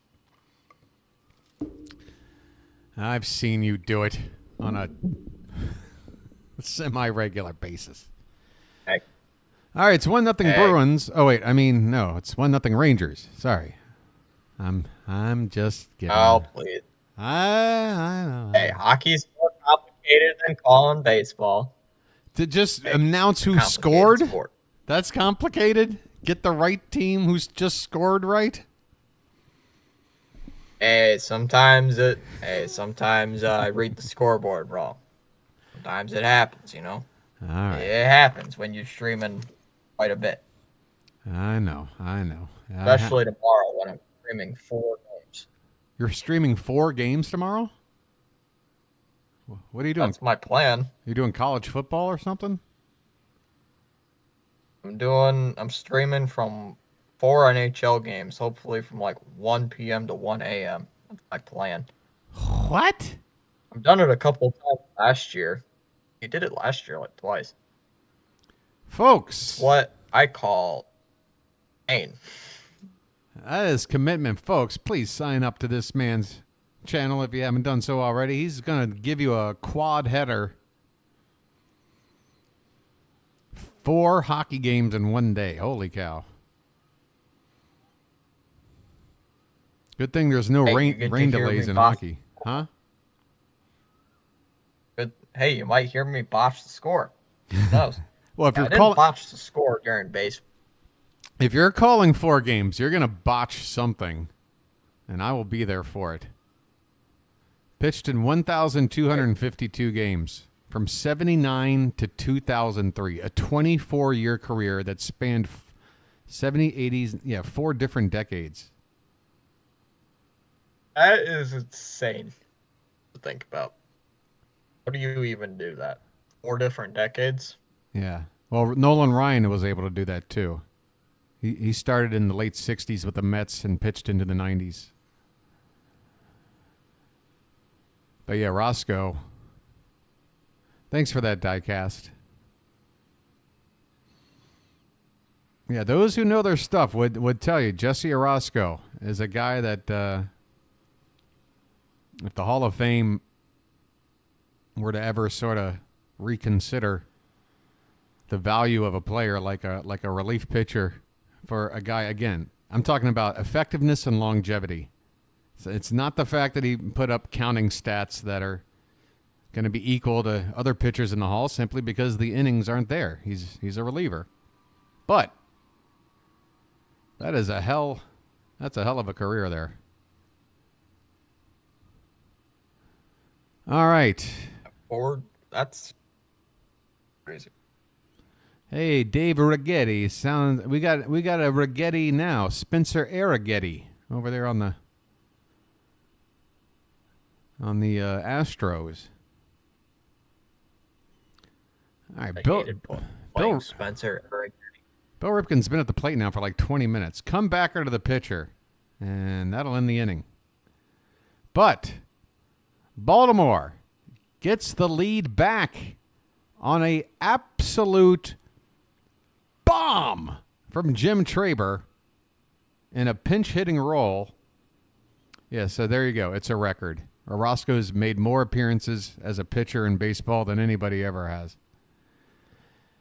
We go to the bottom of the 8th. It's a 1-run ball game. Let's skip ahead and get to the good stuff. Oh, that lady is no longer alive. But she's on fleek, though. Hey, we got a big boxing matchup coming up. Is she wearing a coat? Yeah, but it's like one of those like bullpen jackets. And you know, this is that's a line drive over the glove of Cal into left center field for Howell. A leadoff hit. Tying run is on in the bottom of the 8th for the Angels. Mark Williamson still out there on the mound, smacking that gum. Frank Robinson might want to think about going to another arm here. I swear, wasn't that guy pitching as soon as I came on tonight? I swear he was pitching when I'm sorry, I got to go back and watch Jim Traber grab his balls again. Okay, thanks. Wait, one more time. Go ahead, Jim. All right, thanks. What were you saying? I swear, wasn't Williamson pitching like when I hopped on Discord tonight? I swear, he's been pitching like all night. He came on in the 6th with like 1 or 2 outs and then pitched all the 7th, and now he's on here to begin the 8th. Oh, we got Milligan going for the tag. Unable to apply the tag, but Job well done on the sacrifice. Tying run has moved into scoring position with one out. Under that gut. Yeah, Traber's playing first now. And yeah, he was able to make that play. And now Frank's... Having a gut is no excuse for playing baseball. Just ask Bartolo. I figured Frank was going to get a new arm out there. I don't know why he started the inning with Williamson still out there. But he did, and he gave up a hard hit ball. Go into the pen. Let's see who it is. Boy, look at that packed house, huh? Fitz. I mean, you want to talk about the hottest ticket in town. That makes looks like... that makes the Oakland Coliseum look like... Are we positive this is not a race? Kevin Hickey is on to try... Folks, that's going to be the Rays in 2024. Yeah. Yes, if you're wondering why they just gutted out the... Great name. Yeah, everybody loves a good Hickey, right? Especially if you run into Dick Lovelady, you might wind up with a Hickey. All right. This place is packed, folks. Where do I sit?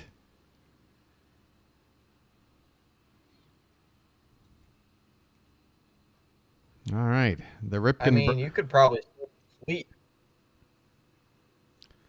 I'm sitting in sections 184, 85, 86, 87, and 188 all at the same time.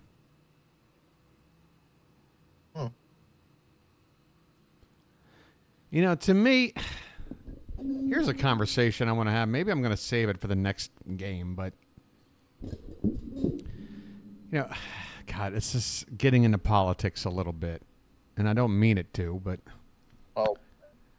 Well, let me try to avoid it. Well, let me just dance around the topic here, okay? I'm going to dance around it, and then I might elaborate on it on the next stream. But here's the deal, all right?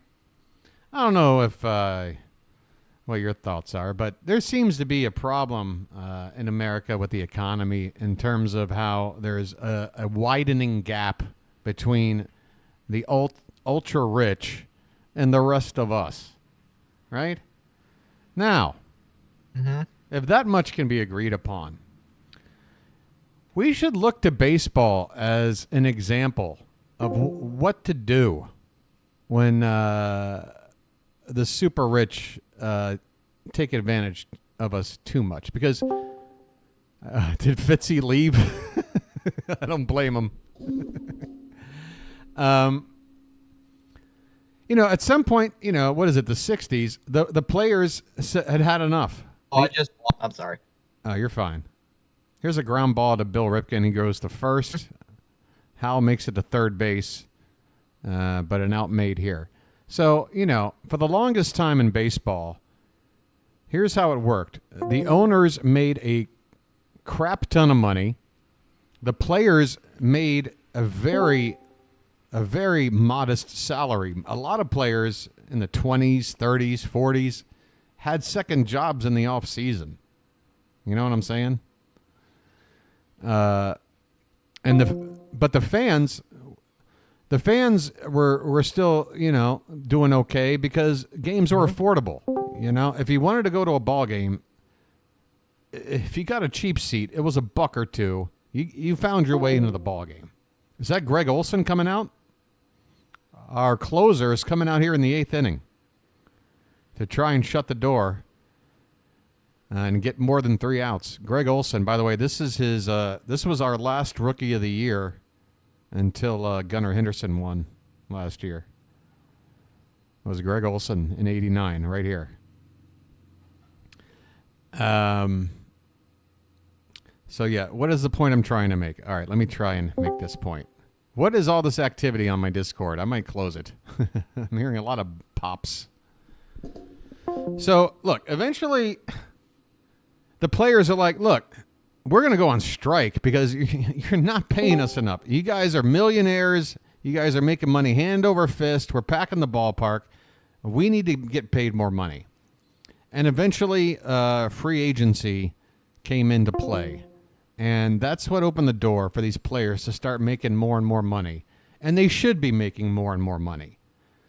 But now it's been, what, since the mid-'60s when free agency, when the Curt Flood situation took place. We're talking, what, nearly 60 years of what is the free agent era.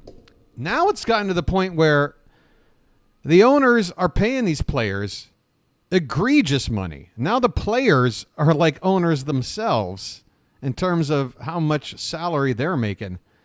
And the only person who's really left affected is the fans. And the fact that if you want to go see a ball game, you got to spend money out the ass.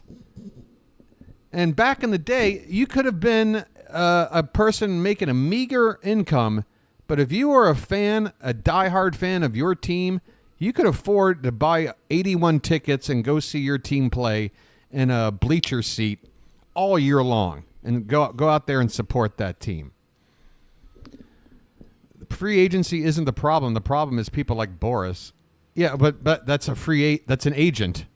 We're talking about free agency. You're talking about an agent. I think they go hand in hand, Diecast. Now, I get it that Boris wasn't around when free agency began, but my point is, once the players were able to get some equal footing and start getting, compensated more fairly for what they do, over the course of decades, we got to the Scott Boras. Hold on a sec. I've got to knock on the door.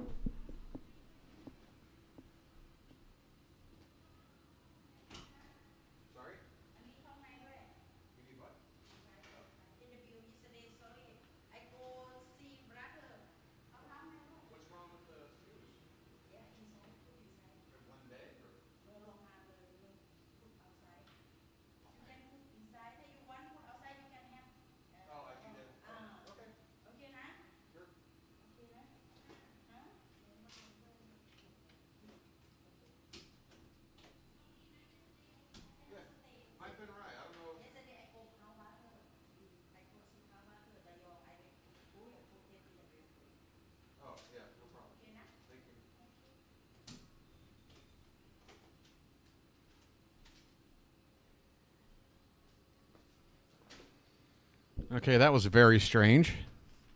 Oh, Fitz, did you leave? Anyway, I've been talking for a long time. Here's my point. Let me try and make this point. No, they told me I can't leave my shoes outside the door, which is weird because that's sort of the tradition here. But they're telling me I have to buy a shoe rack. I can't just have my shoes on the floor. I either have to get a rack, or keep them inside the room. Whatever. I'm not about to make a stink over that. Right. So, if anybody is still left and interested in the point I'm trying to make, the parallel I'm trying to draw. All right. So, we're now at the stage where the only person really getting screwed is the fans. And it's time for the fans to revolt. It's time for the fans to put up as much of a stink that the players are putting up 60, 55 years ago, which is to say we're going to boycott. I'm not going to the ballpark. But you're not going to hear this from a lot of baseball content creators urging you to not even go. Of course, I want people to fill up Oriole Park at Camden Yards.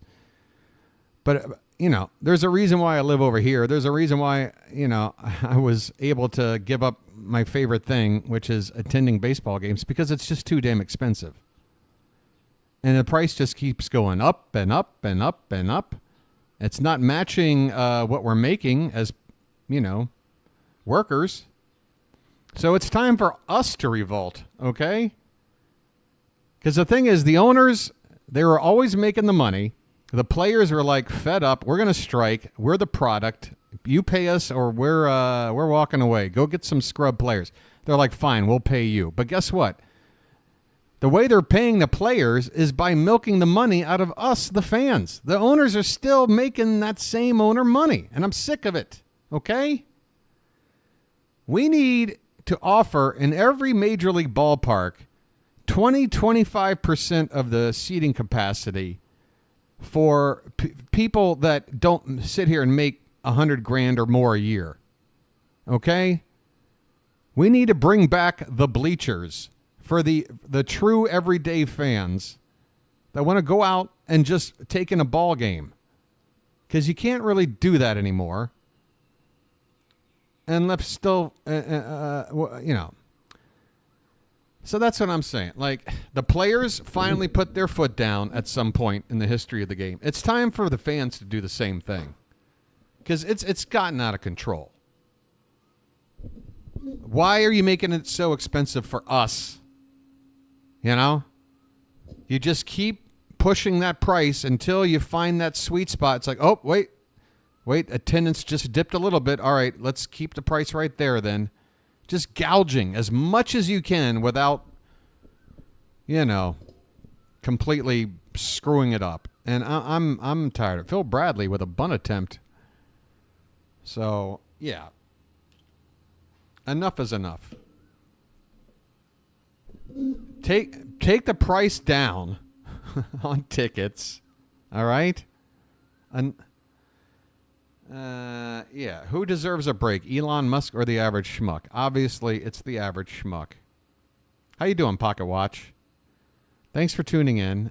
We've got ourselves quite a ball game here. This game started with a 5-0 Orioles lead. The Angels came back to tie it up. Right now, it's a 1-run lead for the Orioles after a pinch hit home run from Jim Traber. We're in the top of the 9th inning now. Greg Olson came on in the bottom of the 8th to get the final out. Pocket, as if you recall, 89 was the Rookie of the Year season for Greg Olson.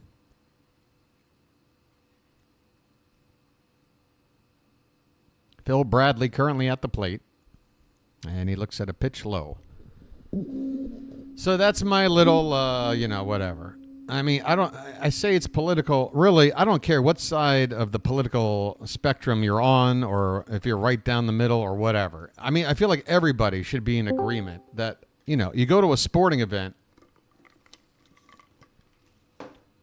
it's just the price has just gotten out of control. And it's not like another commodity, like, say, I don't know, people like to talk about eggs or the price of gas or something like that. Yeah, those are commodities that fluctuate in price based on several different factors. Sometimes it's bad weather. Sometimes it's just supply and demand, or sometimes a pandemic comes and stuff gets tough. But when we're talking about prices of tickets for sporting events, there's no reason for them to continually climb, other than to give guys like Ohtani like $800 million. Can Ohtani possibly, I don't know, live off of $600 million, and then maybe everybody can get $10 off every ticket they buy for a start? I think Shohei's going to be all right. I don't know. Well, of course, greed is the reason. Everybody knows the reason. I'm saying we need to revolt. I'm saying unless you just want to watch this get to the point where you're never going to see a game in person again. Folks, my last few years living in the States, I was going to minor league games because I was just like, you know, unless somebody gave me a free ticket or something, which was pretty often. I had connections, but whatever. It was just like movie theaters. I used to work at a movie theater. I don't like paying for movies. When I was working at the theater, I just went back to the theater after I stopped working, and they just let me in. They're like, all right. Anyway, I digress. The point is, eventually, something's going to have to crack here, folks. Okay? And what I'm saying is, I'm drawing a parallel between baseball and America's economy in general, which is this ever-widening gap between the ridiculously rich and then the rest of us who continue to see us getting fleeced and finding it more and more difficult to just meet a basic standard of living. Okay? You gotta do something. I did something. I just left. I don't know. I didn't have any other really good plans.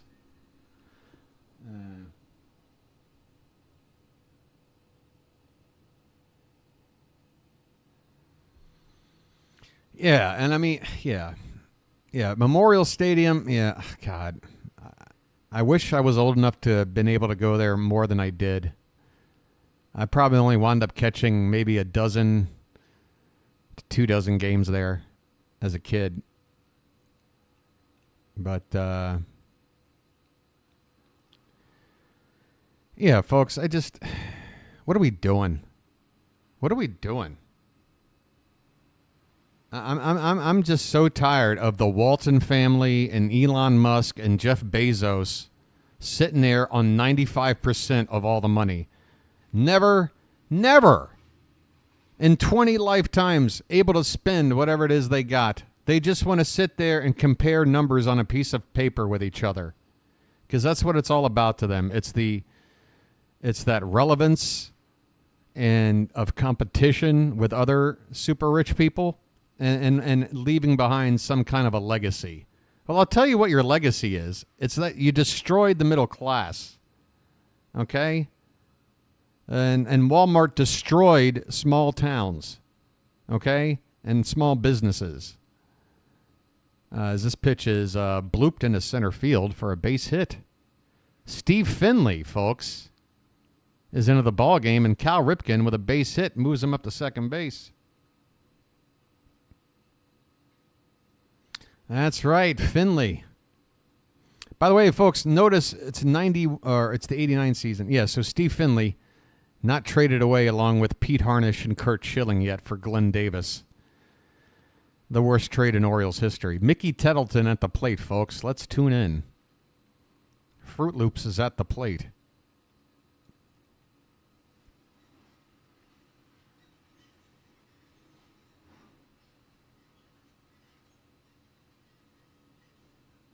Look, folks, I don't mind going to a ball game and paying a ticket. I don't mind paying extra for a beer and a pretzel more than I would anywhere else.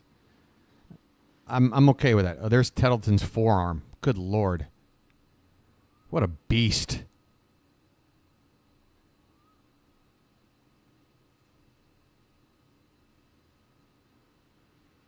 He goes to the opposite field corner, but that's slicing well foul.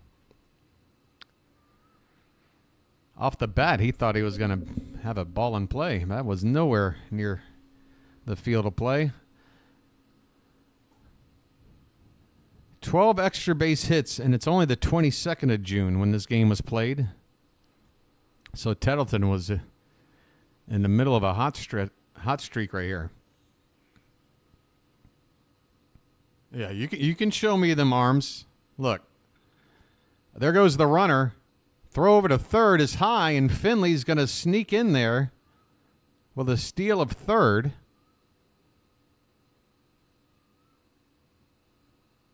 And the runner at first stayed put. Interesting. Not really sure that was worth the gamble, but it pays off. I mean, the double play is still in order. But wait a minute, how many outs are there? If there's 2 outs, but then why would you want to sit him with 2 outs? I don't know, folks. Either way, it didn't hurt us. Finley's at third. Let's see what happens. But yeah, and this goes for all the sports, NFL, even the NFL, which I know, I get it. Only 8 home games, maybe 9, I guess, with the 17-game schedule now. Sorry, it's been a while since I've really tuned in. But when you're talking about baseball, I mean, come on, man. You guys are making so much money. You record record profits one year after the next. How about you just stay super rich without being super duper rich and let us be able to afford to go to more ball games? Maybe the attendance will actually increase Ever think about that? I mean, what, you need a 120-foot yacht instead of a 110-foot yacht, and the only way you can afford it is if you squeeze an extra few million out of us? You've already got 4 other yachts.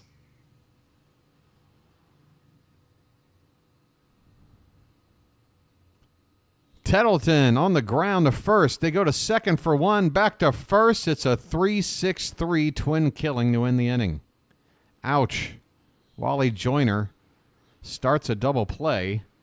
And here we go, folks. A 1-run ball game into the bottom of the 9th with the heart of the order due up for the Angels. Devon White, Wally Joyner, and Brian Downing. I did pick a hell of a game, didn't I? Who knew? All right, folks, it's getting late. Coming up on 11:30 p.m. in the East Coast. Tuning in for the final, hopefully the final half inning. I mean, there's only 18 minutes left on this upload, so I'm assuming we're going to hold on and win this game, or they walk it off. But I don't think we're going extras. Not with the time left here. Now, okay, so Traber's still in the game. Here is that Jim Traber pinch hit home run, which right now is the game-winning run if this scoreline stands. Boom! Absolutely tattooed that baseball.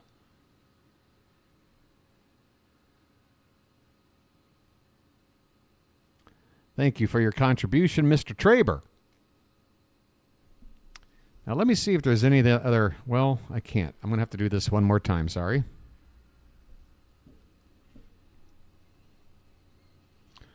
Just want to see Greg Olson still out there on the mound. Oh, are we done? Then I can turn that off? Okay.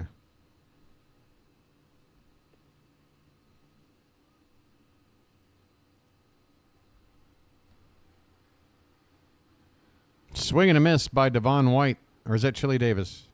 They're both switch hitters. That's Devon.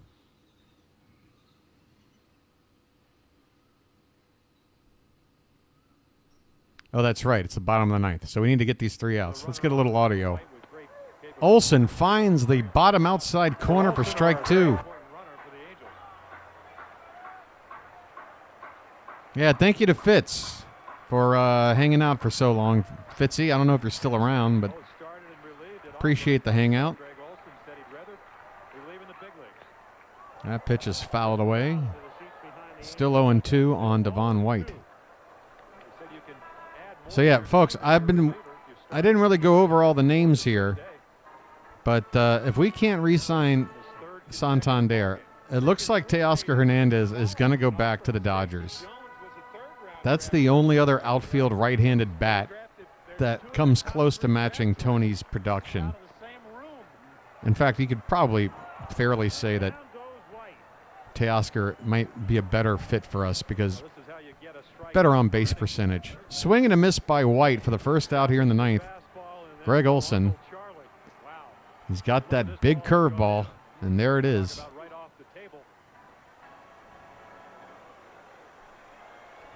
I just lost my train of thought.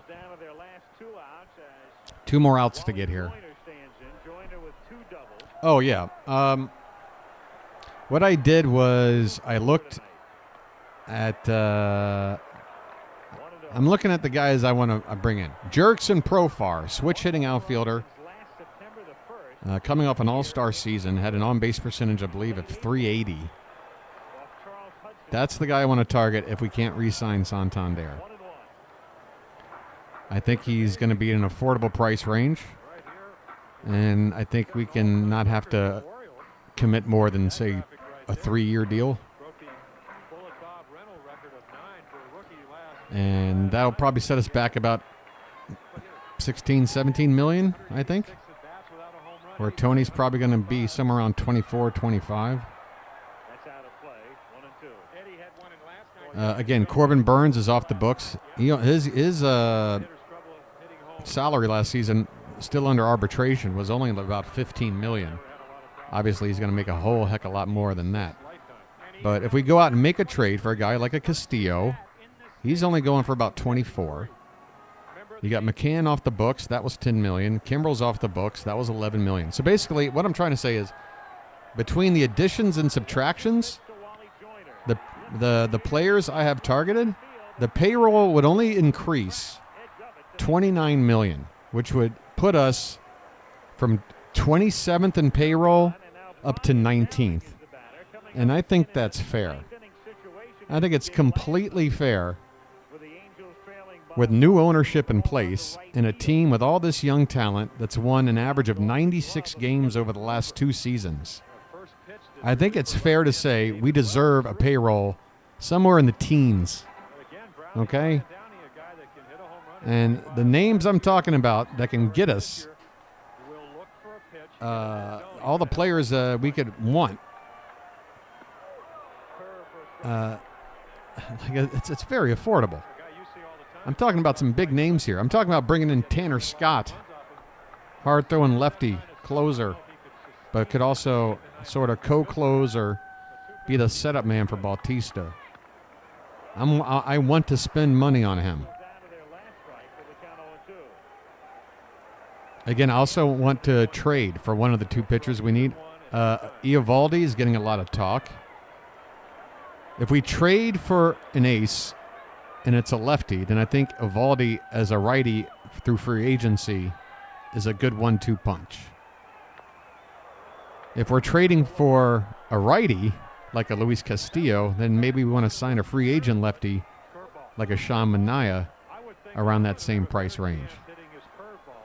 Either way, you're looking at a couple of pitchers that combined are going to cost you about $40 million, at least for the 2025 season, which that's 2 starters for the price of what Burns is going to getting paid. And yeah, if you get a guy like Framber Valdez, if we can get a rotation, hear me out. Listen to this rotation: Framber Valdez, Zach Eflin, Nate Eovaldi, Grayson Rodriguez, and Dean Kramer. Albert Suarez in long relief. Cade Povich is the next in line guy because we're not going to be healthy all year. Somebody might be ineffective. Cade Povich is next in line, right? And then come All-Star break and after, hopefully, you got Kyle Bradish back into the mix. And now by that time, unless it's a miracle, with the way pitching injuries have gone, you're going to expect one of Grayson, Eflin, whoever, to pop up with an injury. So, yeah, I think we need to go out there and get that kind of depth. 2 quality starters, one with ace-like quality to him, and then another middle-of-the-rotation guy. And just if Kyle Bradish comes back and we're sitting there going, well, who do we take out of this rotation because everybody's been – well, that's a great problem to have. If we got to bump Dean Kramer, so be it. But that's – long story short, backup catcher. We go out and we get one that costs $2 million. I don't care. As long as he plays decent defense, I don't care if he's 35 years old. He just needs to start about 40, 45 games. Fine by me. All right. That's fine. A lefty reliever. Again, I want to pay money and get a quality guy. That's going to cost us about $15 million. And then, again, between the 2 pitchers and the outfield batter, I'm looking at about $24 million, $20 million, and $18 million. So that comes out to, what is that, $62 million. So, yeah, about $76 million. But, again, coming off the board is about $45 million in money. Yeah, we got the money. We got the money. Go get me these guys. Greg Olson's pitch is high. We're about to wrap this up, folks. Thanks for hanging out. Again, the next game like this will be 2 weeks from tonight.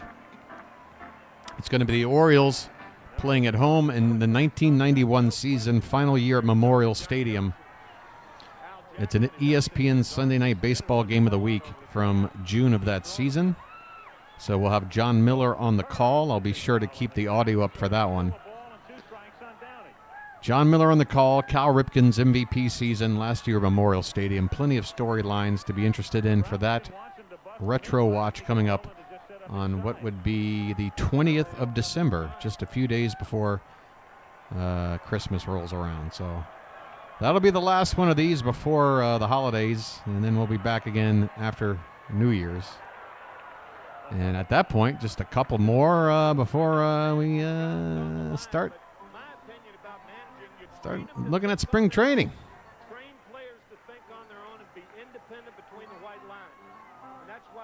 You want some cow soy? These numbers are absurd. I walk dogs for money. I'm barely getting by. Oh, God, I don't want to talk about that.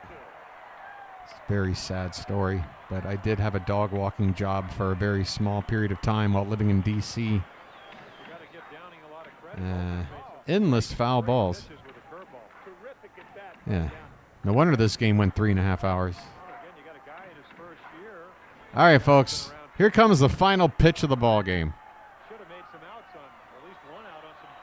That ball is driven into right center field. Actually, make it straightaway center and over the glove of Devereaux. And Downing is going to pull into second with a double that nearly got out of here. There is still life for the Angels. Crowd is making noise.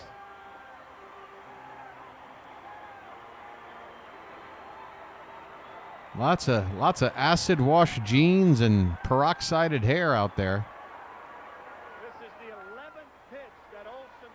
11 pitch at bat. And he got a hold of that curveball. Damn near hit that cameraman out there. Yeah, this will be coming right at you. Right into your living room, everybody.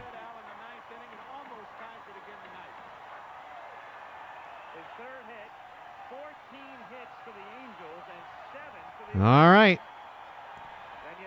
Tying run and scoring position. 1-run ball game. Bottom of the ninth. The pitch. Up and in. Did it hit him? Off the knob of the bat for a foul ball. Ouch. California's doubled the Orioles in the hit column, but they are trailing. Chili Davis, 2 for 4 on the night.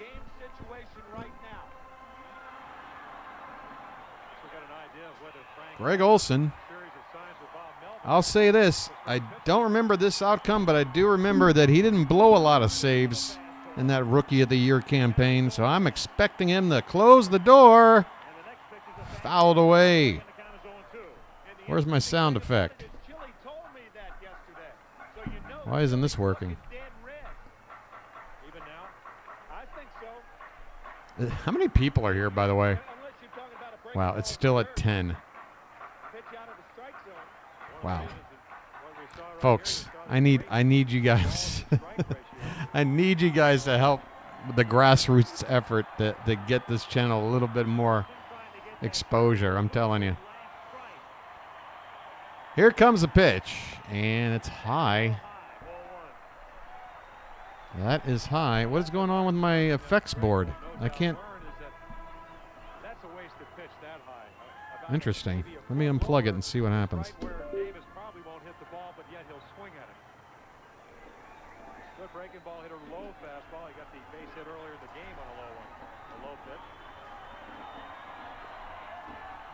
All right, folks. Olson from the stretch. Look back at Downing at second. The pitch. Fastball. Chili. Able to foul it right behind home plate.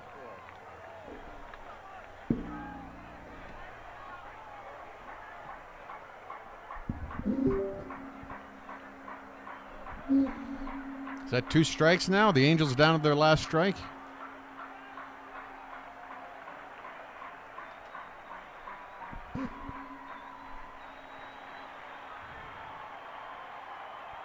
Angels fans making noise. Too bad my soundboard crapped out. The pitch. Breaking ball. Did he go? Are we going to appeal? No swing.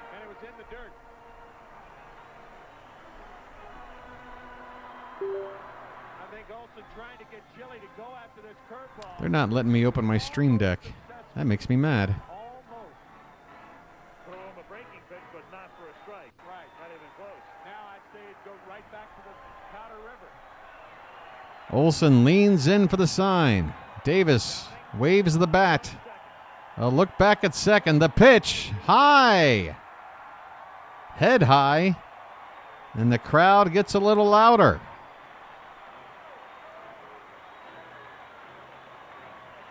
Full count, 2 out, bottom of the ninth. And hold on a sec. I'm trying to open something and I don't want it to screw this up. Okay, it's back. I just wanted this back now. And it's back. Now you can close. You can close now. You're not responding. Why aren't you responding? Just close. You opened. What's going on here? Just close. Thank you. Now is this ready to go? This is still not working. I'll have to figure that out later. All right, folks. Let's wrap this up. Come on, Olsen. 1-run ball game. Full count, 2 out, bottom of the ninth. And Bob Melvin. Isn't that interesting, though, because according to Robinson, he's not going to throw him anything but a fastball anyway. Look at Frank. Got Billy Ripken in on the conversation. But I'll tell you what, if you look as we look down the Oriole bench before, there's 10 or 12 guys sitting there. They all would say, hook him, throw him a fastball. Everybody has a different thought of what they should do. Once again, thanks to Trust Your Stuff. This is the YouTube channel who uploaded the ball game. Thank you so much, Trust Your Stuff. You might see a little bit of ad revenue coming your way. I think that's a fair trade. You uploaded the game. I'm streaming it. I'm not making a dime. You will. Payoff pitch. Swung on and hit the second base. Billy Ripken to first, and the Orioles have won the ball game. Oh, I forgot. The sound effects board isn't working. Oh, ho, ho, it's magic. You know. Uh-oh, it's magic. Last strike and last out. Uh-oh, it's magic. On a magic carpet ride. On a magic carpet. Look at Brady. God, look how young Brady is. Look at baby Brady. Look at Frank. Look at that, folks. That's 1989 in a nutshell. Oh, the memories. Memories. And 11th in the last all alone in the moonlight. Frazier all right. is a losing pitcher, and the Orioles have now, on this 22nd night of June, already won more games on the road this season than they did all. Now 7.5 games up on the rest. Folks, this is the team that started the previous season 0-21. And you wonder why I consider this my favorite season during my lifetime. To watch this team go from the joke of baseball to owning this division until the God, that freaking West Coast trip in late August just killed us. And let me share this fun fact. I was watching every game during this season except for a 2-week window because my mom had me go to a summer camp, like a overnight summer camp or whatever, for 2 weeks. And it was that exact 2-week bracket of time where the Orioles had this terrible stretch and fell out of first place.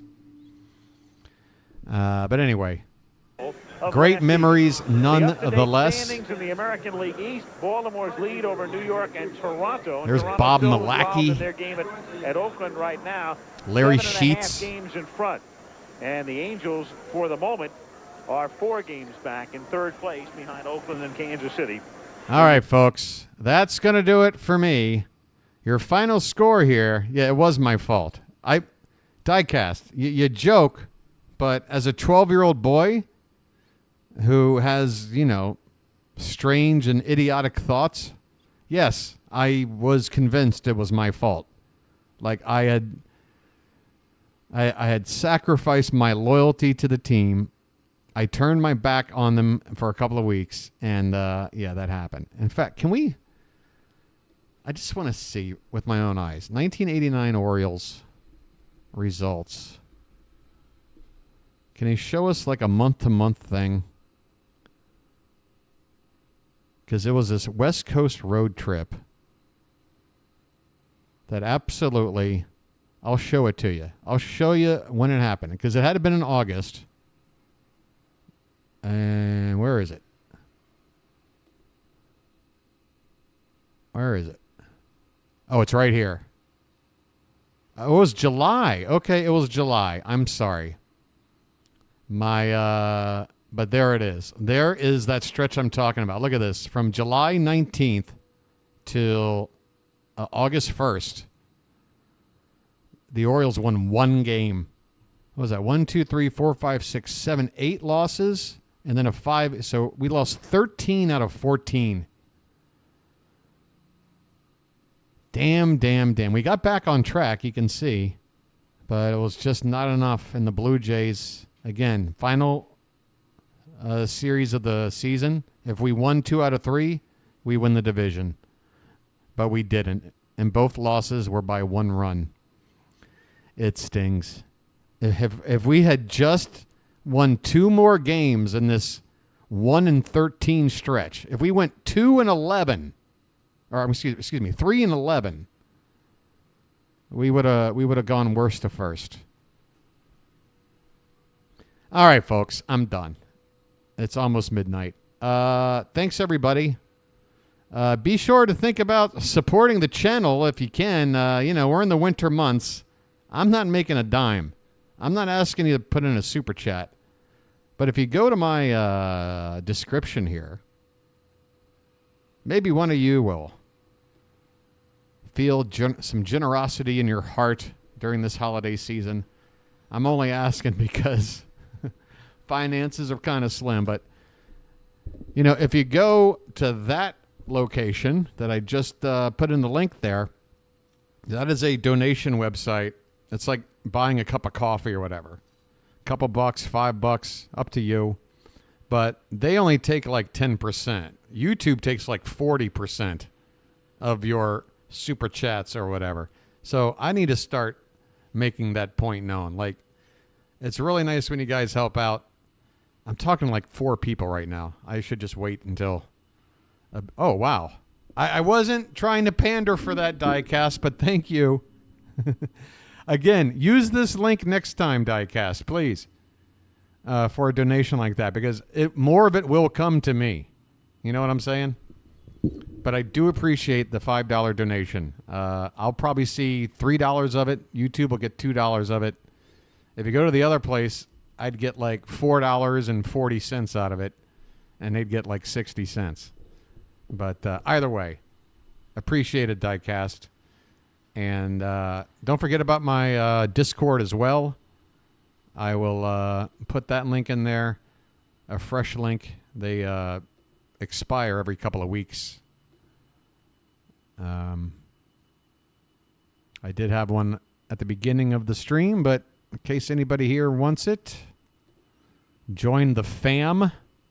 You go to this link right here. Okay?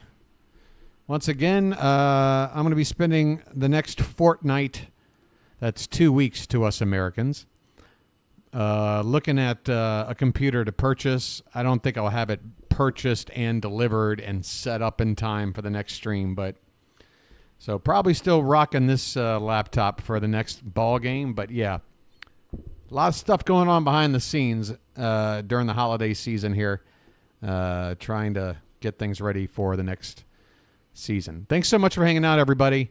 I really enjoyed it. Once again, 2 weeks from tonight, December 20th, 8 p.m., I'll be sending out a community post about it. But just as a heads up, we'll be watching the Orioles Blue Jays 1991. Folks, this is BW signing off. I hope you've enjoyed this retro play call. Go Orioles. 42 seasons since a pennant as we enter 2025. I'm ready to win. How about you? We got to wait a couple more months before Florida action begins, all right? But hang in there. Enjoy the rest of enjoy the rest of a couple of weeks. Come back in a couple of weeks. I don't know how to get out of here. I'm really terrible at signing off. BW signing off right now. Thanks so much. Have a good one, and good night.